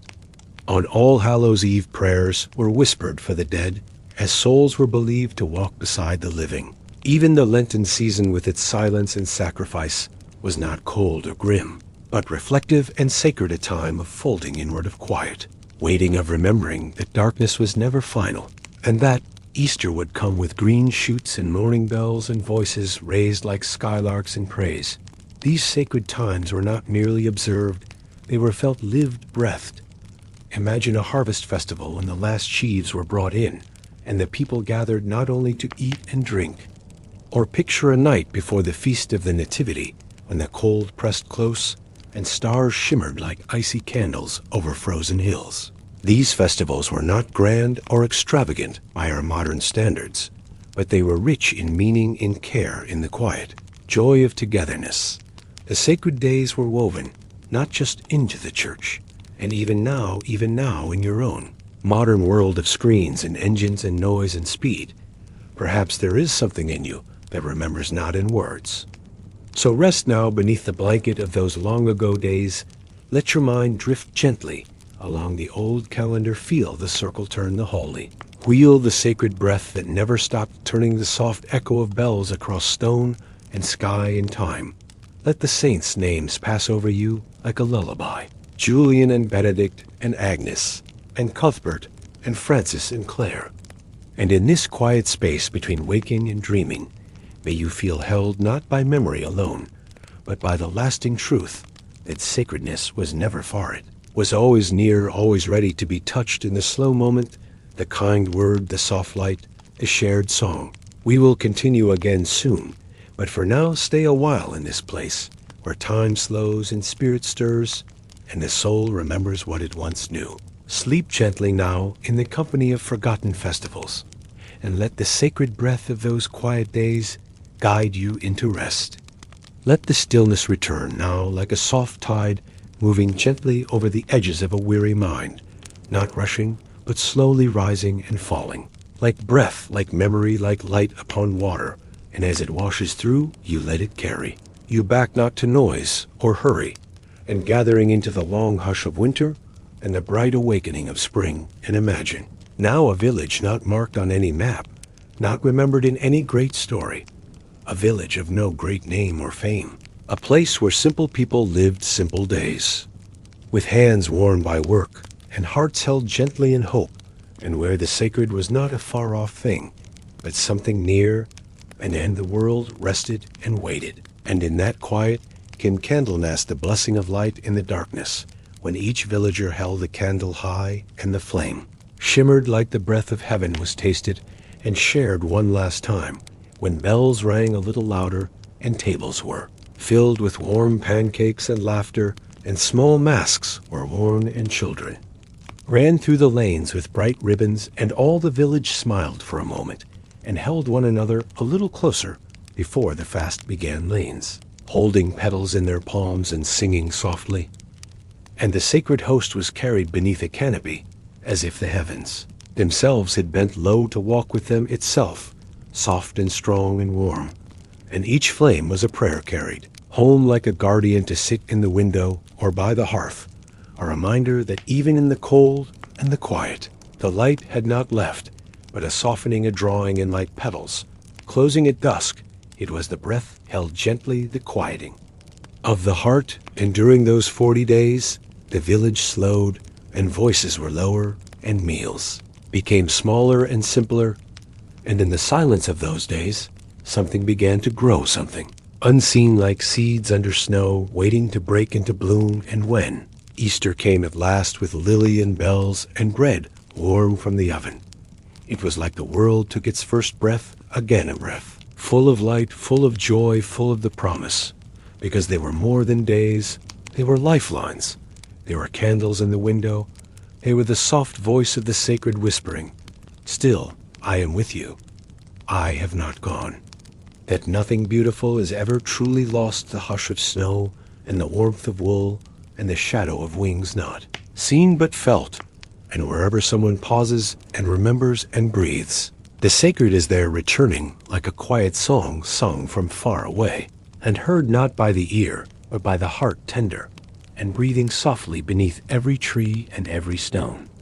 But to that quieter place where the world moved slowly, and each step had meaning, and every silence had a voice, and the days were shaped not by machines or calendars, but by the soft turns of shadow and light, by the feel of warm earth beneath bare feet, and the rhythm of bird song in the distance, and the scent of fresh herbs hung to dry in small kitchens, tucked beneath thatched roofs. Drift again now into that older time, that older land where the soul of the year was stitched with care into the rhythm of growing. And may the warmth of ancient days wrap softly around your soul as you drift into the peace, beyond thought, beyond time, beyond knowing. Here in this village, time was not something to be chased or spent, but something to be walked with side by side, like an old friend, like a gentle teacher, and each day was a thread in a long woven cloth, a cloth passed down from soul to soul, shaped by prayer and labor and laughter and longing. And the year itself unfolded not with deadlines, but with holy days and feasts, days and fasts, each one a moment of pause, a sacred breath in the long song of life. Imagine the year like an old illuminated manuscript, opened wide with golden letters, painted slowly by candlelight, each feast a shining mark, each season a carefully turned page, and the people did not rush from chapter to chapter, but read each line, with reverence, with the quiet joy of knowing that every day, even the ordinary ones, were part of something greater than themselves' labor done. The tools washed, and put away, the fire humming with soft orange light, the smells of herbs and cooking smoke hanging. But all know it is for protection and peace, and it is as if the walls themselves understand and remember in the air like memory. But in the dim hearth-lit rooms where families gathered and whispered, old blessings not written in books, but passed gently from mouth to mouth, like warm bread from hand to hand. It began in the deep heart of winter, when the air was still and the fields lay under frost like sleeping children. And then as the snow began to soften and the wind turned sweet again, came Shrovetide, the days before the long quiet of Lent, when joy Lent was not a punishment. The days of growing returned, and the sun rose higher and warmer, and the festivals returned like old. Songs remembered and sung again with hands held and eyes lifted. And on the feast of Corpus Christi, the people moved slowly through thee. Each saint had their day, each one remembered and honored, and candles were lit, and stories were told, and relics touched with reverence. And on St. John's Eve the fires were lit at crossroads, and people danced around them and jumped through the flame, not in fear, but in joy, in blessing, in the hope that the harvest would be full and the year would be kind. There were days when Mary was lifted in memory into the sky, and people looked upward for signs and sang her name like a lullaby, in days when the harvest was gathered and laid at the altar, and thanks was given not in great shouts, but in the breaking of bread, the sharing of apples, the tying of wheat into humble bundles that glowed in the golden light of the lowering sun. And these beliefs were not tested or proven, but simply held quietly like a small stone kept in a pocket for comfort. And always the wheel turned, and Michaelmas came with geese roasted and stories told, and debts repaid, and old friends met again beneath the changing trees, and the air grew crisp again, and the fields turned gold and then brown, and the sky stretched out wider and quieter, and the year prepared to rest once more. And all of this was held not just in memory or page, but in body and bone, in the hands that planted, and the hearts that prayed in the quiet rooms where children slept beneath crosses carved into the walls, and in the old stone chapels where sunlight spilled through colored glass in soft reds and golds and blues that turned the dust into angels, dancing but in the nearness of presence, in the soft brush of the invisible against the edges of the everyday. These festivals, these sacred days, were not only about celebration, they were about remembrance, about connection, about the thread that tied heaven to earth and soul to soul.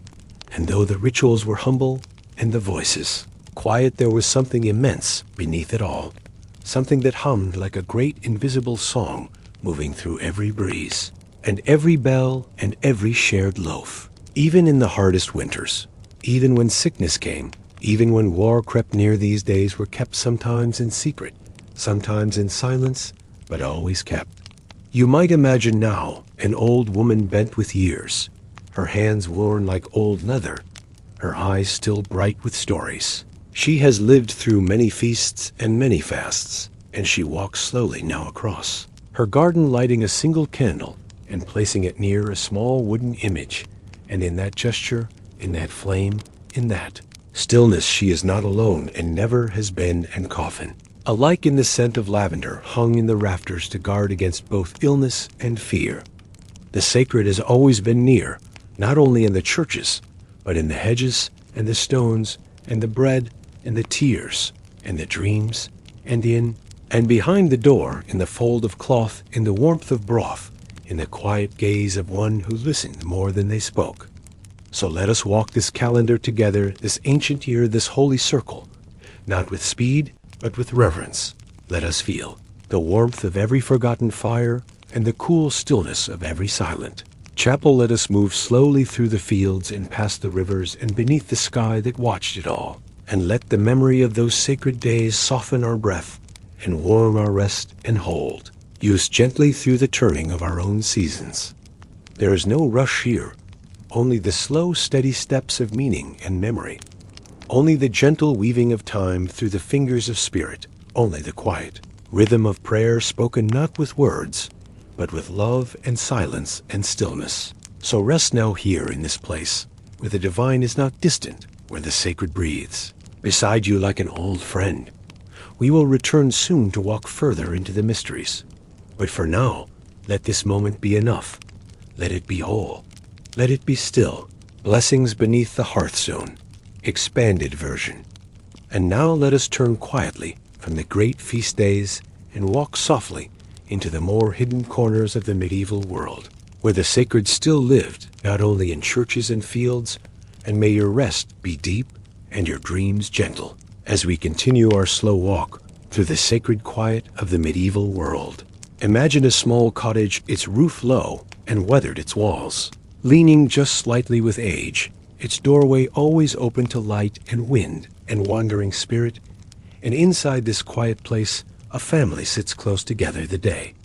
There is no grandeur here, no golden altar or echoing hymn, no procession of saints carved in stone, but still the sacred hums, quietly in the stillness, in the gestures, in the small rituals that were older than books, older even than the church itself, and perhaps older than words. A mother places a sprig of rosemary above the door on a stormy night and says nothing. A father traces a slow cross with flour over a fresh loaf before slicing the first piece, as if thanking the invisible hands who helped turn seed into bread and soil into sustenance. A child places a pebble on a windowsill when someone falls ill, and the stone becomes a prayer, a wordless hope that the sickness will pass and health will return with the morning light. These were not grand gestures, but they were sacred, and they wove together a quiet faith that moved like water beneath the surface of ordinary life, flowing unseen but always present, always sustaining. There was a prayer for beginning and a prayer for ending, a whisper for safety and a murmur for thanks, and sometimes a silence that was more holy than any words. The hearth was an altar too, in its way not built of marble or gilded wood, but made of earth and stone and ash. And its warmth held not only heat, but memory and promise and protection, and every spark rising from it was a flicker of hope sent up toward the high and listening sky. And there were stories too told not only for amusement, but to bind hearts to meaning, stories of spirits and saints, of wanderers and watchers, of holy fools and hidden angels, of the old green gods who still lingered beneath the roots of the trees, and the quiet saints who walked barefoot through fog, carrying only light. These stories softened the night and filled it with wonder. They gave shape to the shadows and made them friendly. They kept alive the sense that something more waited just beyond the visible, that the world was wider than it seemed, and deeper and stranger and kinder. Some said that on certain nights, if you sat very still, you could hear the earth breathe beneath your feet, or the stars sing in the cold, dark above, or the voice of a long-dead loved one carried softly in the wind that passed through the open shutter. Some said that animals knelt at midnight on Christmas Eve, or that bees hummed prayers if left undisturbed. Even the chores had prayers hidden in them like seeds in the soil, a whispered blessing. While spinning wool, a gentle song; while stirring the pot, a bowed head; while sweeping the floor, as if the work itself became a form of reverence, a slow unfolding of grace in ordinary motions. The broom swept not only dirt but sorrow, and the ladle stirred not only soup but memory. The hands that cleaned the hearth were also hands that laid the dead to rest, and the arms that carried firewood were the same arms that lifted children through the door into the world. And in this way, the people lived in a world that was gently enchanted, quietly alive, with meaning not in grand visions or loud miracles. Holiness was not something only found in Latin chants or golden chalices. It was found in the warmth of shared breath beneath, woolen blankets, and the creak of floorboards passed down through generations in the way. The same patch of earth was planted with the same seeds, blessed with the same hope year after year. And so we find that holiness was not only in cathedrals or scrolls or stained glass, but also in the steam rising from soup, the hush of dusk through the trees, the warmth of a hand held near the fire, the rhythm of breath in sleep, and the shared silence before speaking. The soul did not have to go far to find the divine. It only had to sit still and open its eyes to what was already there, the way moss grows over stone, the way candlelight moves on a wall, the way a baby's breath lifts and falls in perfect peace. The sacred waited not only in sanctified spaces, but in the fold of a linen cloth, worn thin by love, in the echo of lullabies sung over cradle. And perhaps this is what was most sacred of all, not the spectacle, but the simplicity, not the loud, but the low, not the distant, but the near, not the thunder, but the whisper. So as we walk gently now through these soft shadows of memory, let us carry with us the truth that the holy was never far, that it lived beneath the hearthstone. Let us remember that even now, in our world of glowing screens and rushing days, the sacred still waits in the quiet stillness, in the soft candle of attention in the moments. When we truly see and truly feel and truly pause, there is still room for reverence in the small corners of the day, in the act of setting the table, in the pause, before the first sip of tea, in the touch of a hand across a table when words are not needed. For holiness does not vanish, it only waits, and it is waiting still in the breath you take in the stillness you keep in the silence before you sleep. It waits in the garden, where rain gathers in the folds of leaves, in the quiet kitchen, where morning light spills onto the stone floor in the sigh of old wood settling into its age. It waits in the worn tools and the mended coat and the jar of salt kept close at hand. It waits in the hush of snowfall, in the creak of the gate, in the moment a candle is lit in memory or in hope. And as you drift now toward rest and the edges of dreaming, may the memory of those humble sacred acts wrap around you like a cloak of quiet. Knowing, may you feel not alone, but gathered, held, watched over as they once were long ago in the fire-lit dark. Let the warmth of that hearth reach you across time. Let the whisper of that forgotten world touch your soul. Let this night be one of stillness and depth, a return to the ancient rhythm that once shaped the hours of every day. Rising with the sun, working with the hands, eating with thanks, sleeping with trust. Soon we will return to other tales, but for now, let your breath slow, let your heart soften, let your spirit rest in this gentle place, where the divine once walked in silence, and still walks still. Rest now under the old roof of memory, where the sacred hums low and steady, where nothing is rushed and everything is held, where love moves without sound and light flickers like hope. And if you listen closely with your heart, you may hear it still the hush of a mother, the voice, the breath of the fire, the soft brush of wings passing unseen. The sacred was never far, and it is never gone. It only waits for your quiet attention, your stillness, your trust in what cannot always be seen, but can always be felt.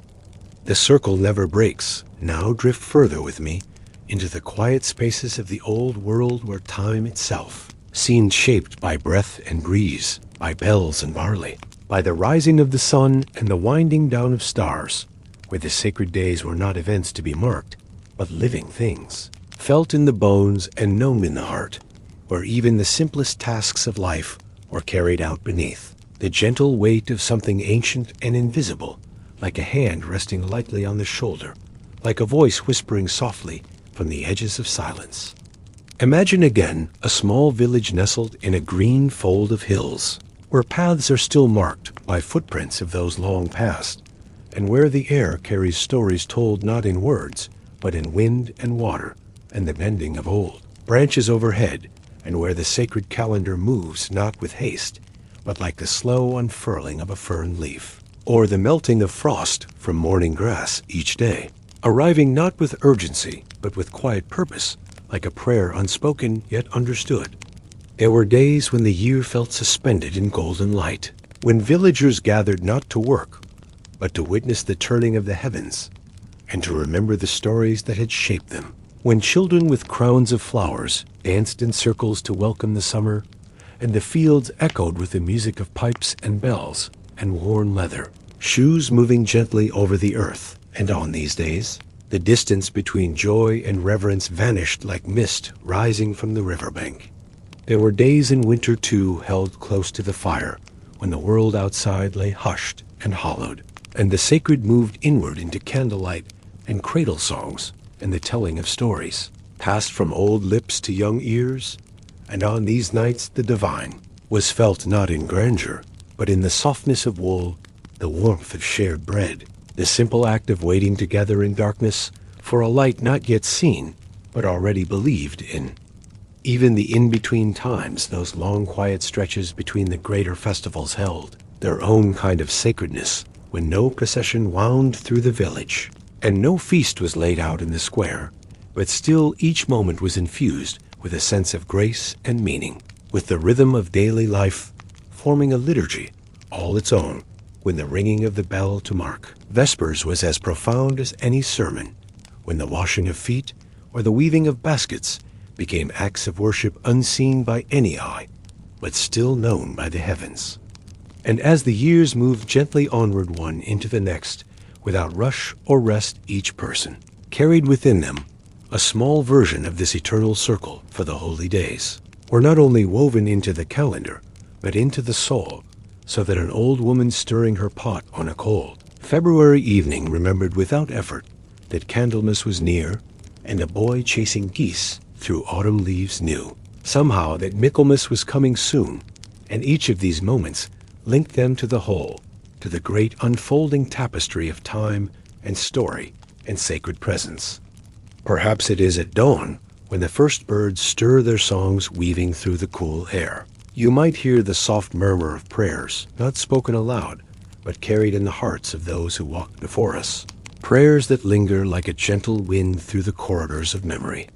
It lives in the shared glance between strangers, in the quiet kindness of a helping hand, in the patient tending of a garden, or the soft closing of a book after a day's reading. The sacred is not distant or inaccessible. It is found in the small acts of presence. The past and present intertwined like the vines that crept along stone walls, uniting those who had gone before with those who yet walk the earth. And that even your own breath in this very moment joins the long and endless chant of those who came before you and those who will come after each. One carried gently by time, each one known, each one held, an incense woven from longing, with soft footsteps and open hands, and eyes lifted once more to something beyond the sky. This was a communion, not just of souls, but of earth. A thread your silence, a psalm your breath, a candle flickering gently in the sacred dark. And as you close your eyes, you may find yourself walking again on that old path where every step is holy, where every stone remembers, and every breeze carries the whisper of the divine in sky, of sun and rain, of shadow and light, a sacred harmony that whispered its truth to anyone who would listen. In the moments when we stop and truly see the world around us, the way sunlight dapples through leaves, the curve of a child's smile, the stillness of a star-filled night, and the deep chambers of memory, let us pause and rest for a long moment beneath the endless canopy of shimmering stars that have watched silently over countless generations. We have listened closely to the whisper of prayers, carried softly on the gentle wind, seen the delicate folding of time into ritual and story, and felt the sacred wrapped not only in grand splendor, but also in the smallest quiet acts of daily life. It is the rhythm of life itself, the eternal return, the sacred cycle turning endlessly, without beginning, without end. It does not rest locked away in history as cold stone or forgotten books, but lives still with us in the simple touch of a hand in the quiet, breath drawn just before sleep, in the gentle turning of a page, in the silent company of the night. The divine is not confined to temples or written tomes, but is found in the spaces between moments in the grace that fills the stillness when we simply stop and open ourselves to it. And in its churning, it always brings us home, bringing us back again and again to the place we began. A place of stillness, a place of peace, a place where the sacred breath of the world moves softly through every moment. Each breath you take is woven into this great weaving. Each heartbeat a quiet drum calling you ever gently back home. Let the quiet of that ancient world settle softly over you, like cool evening dew falling gently on leaves. Know deeply that you are held, not just by the earth beneath you, but also by. Imagine the soft flickering candlelight in humble homes, the quiet prayers, whispered before sleep, the songs sung softly to the rhythm of the spinning wheel. Let your heart open to the memory of those gentle days when the world moved slowly like a slow-turning wheel, and every moment was sacred, every breath a prayer, every step a blessing the vast skies. Above by the countless unseen hands that have come before, and by the gentle presence that walks quietly beside you still, like a great river returning at last to the waiting sea, like the slow turning of the seasons, like the gentle rise and fall of a deep breath, we find ourselves cradled once again in the quiet mystery of simply being. You carry within you the sacred rhythms, the ancient songs, the quiet light that never fades and deepen like the tide drawing gently away from the shore and returning again and again in endless return and the turning of seasons. Since the first breath drawn by a mother and the first step taken by a child, you are part of this endless story, this great unfolding mystery that stretches beyond the reach of time and space and peace. And when morning comes, may you rise renewed, grounded, and ready to walk your path with the quiet strength born of knowing. You are deeply held within the eternal embrace of all that is, the very same stars that once guided those who walked these winding paths, long ago, whose steady light has traveled through centuries, whispering timeless truths to any soul who pauses to listen and open their heart to the silent song. A gentle light to guide you through the days ahead, a soft cloak to wrap around your soul in times of shadow. May the old stories live quietly in your heart, and may the sacred rhythms call you back again and again to the stillness within where peace waits patiently. And you might sense that you, too, are part of that endless circle, a living thread woven into the fabric of time. Or at dusk, when shadows stretch long and the sky blurs into a palette of soft blues and purples, that the old rhythms return to us.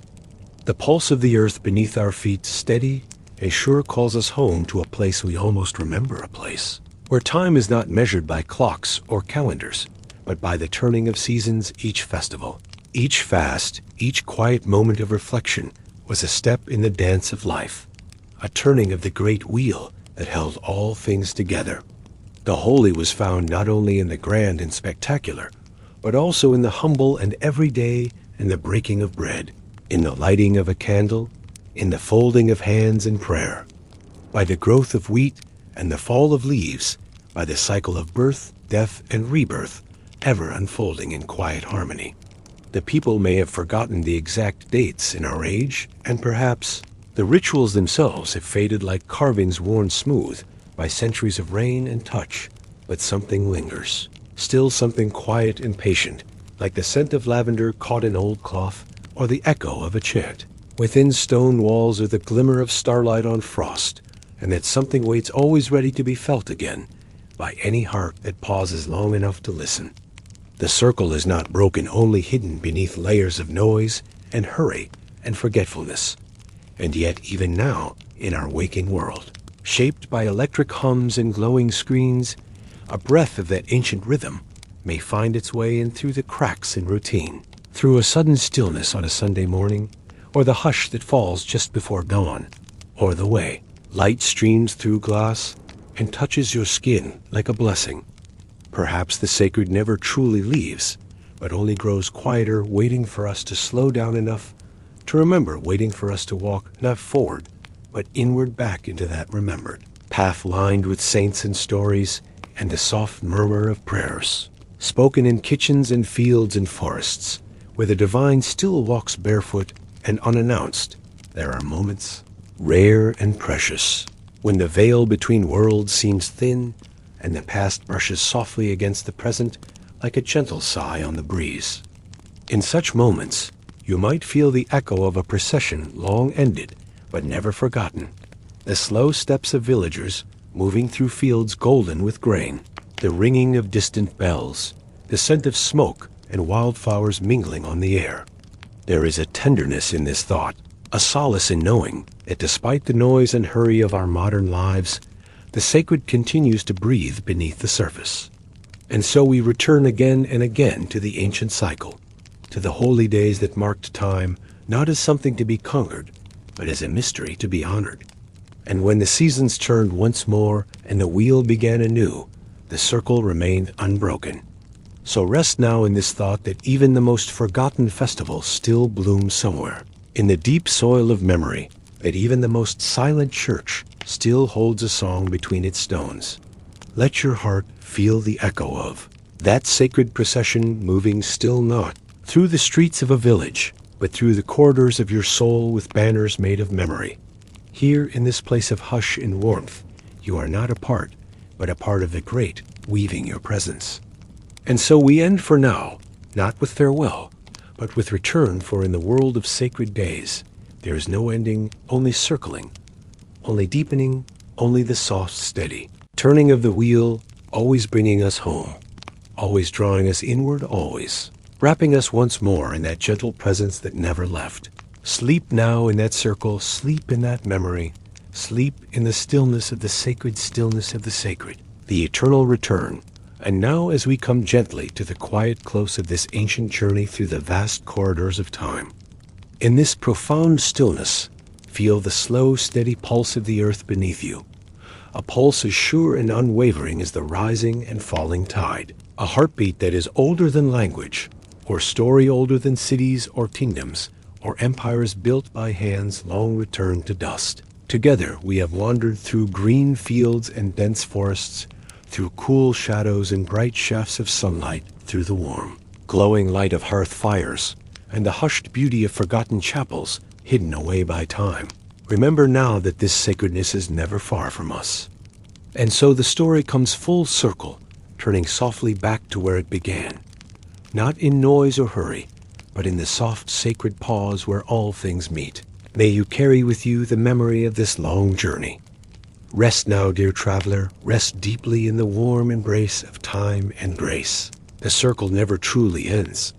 It only turns and turns endlessly, like a great wheel turning softly under the stars.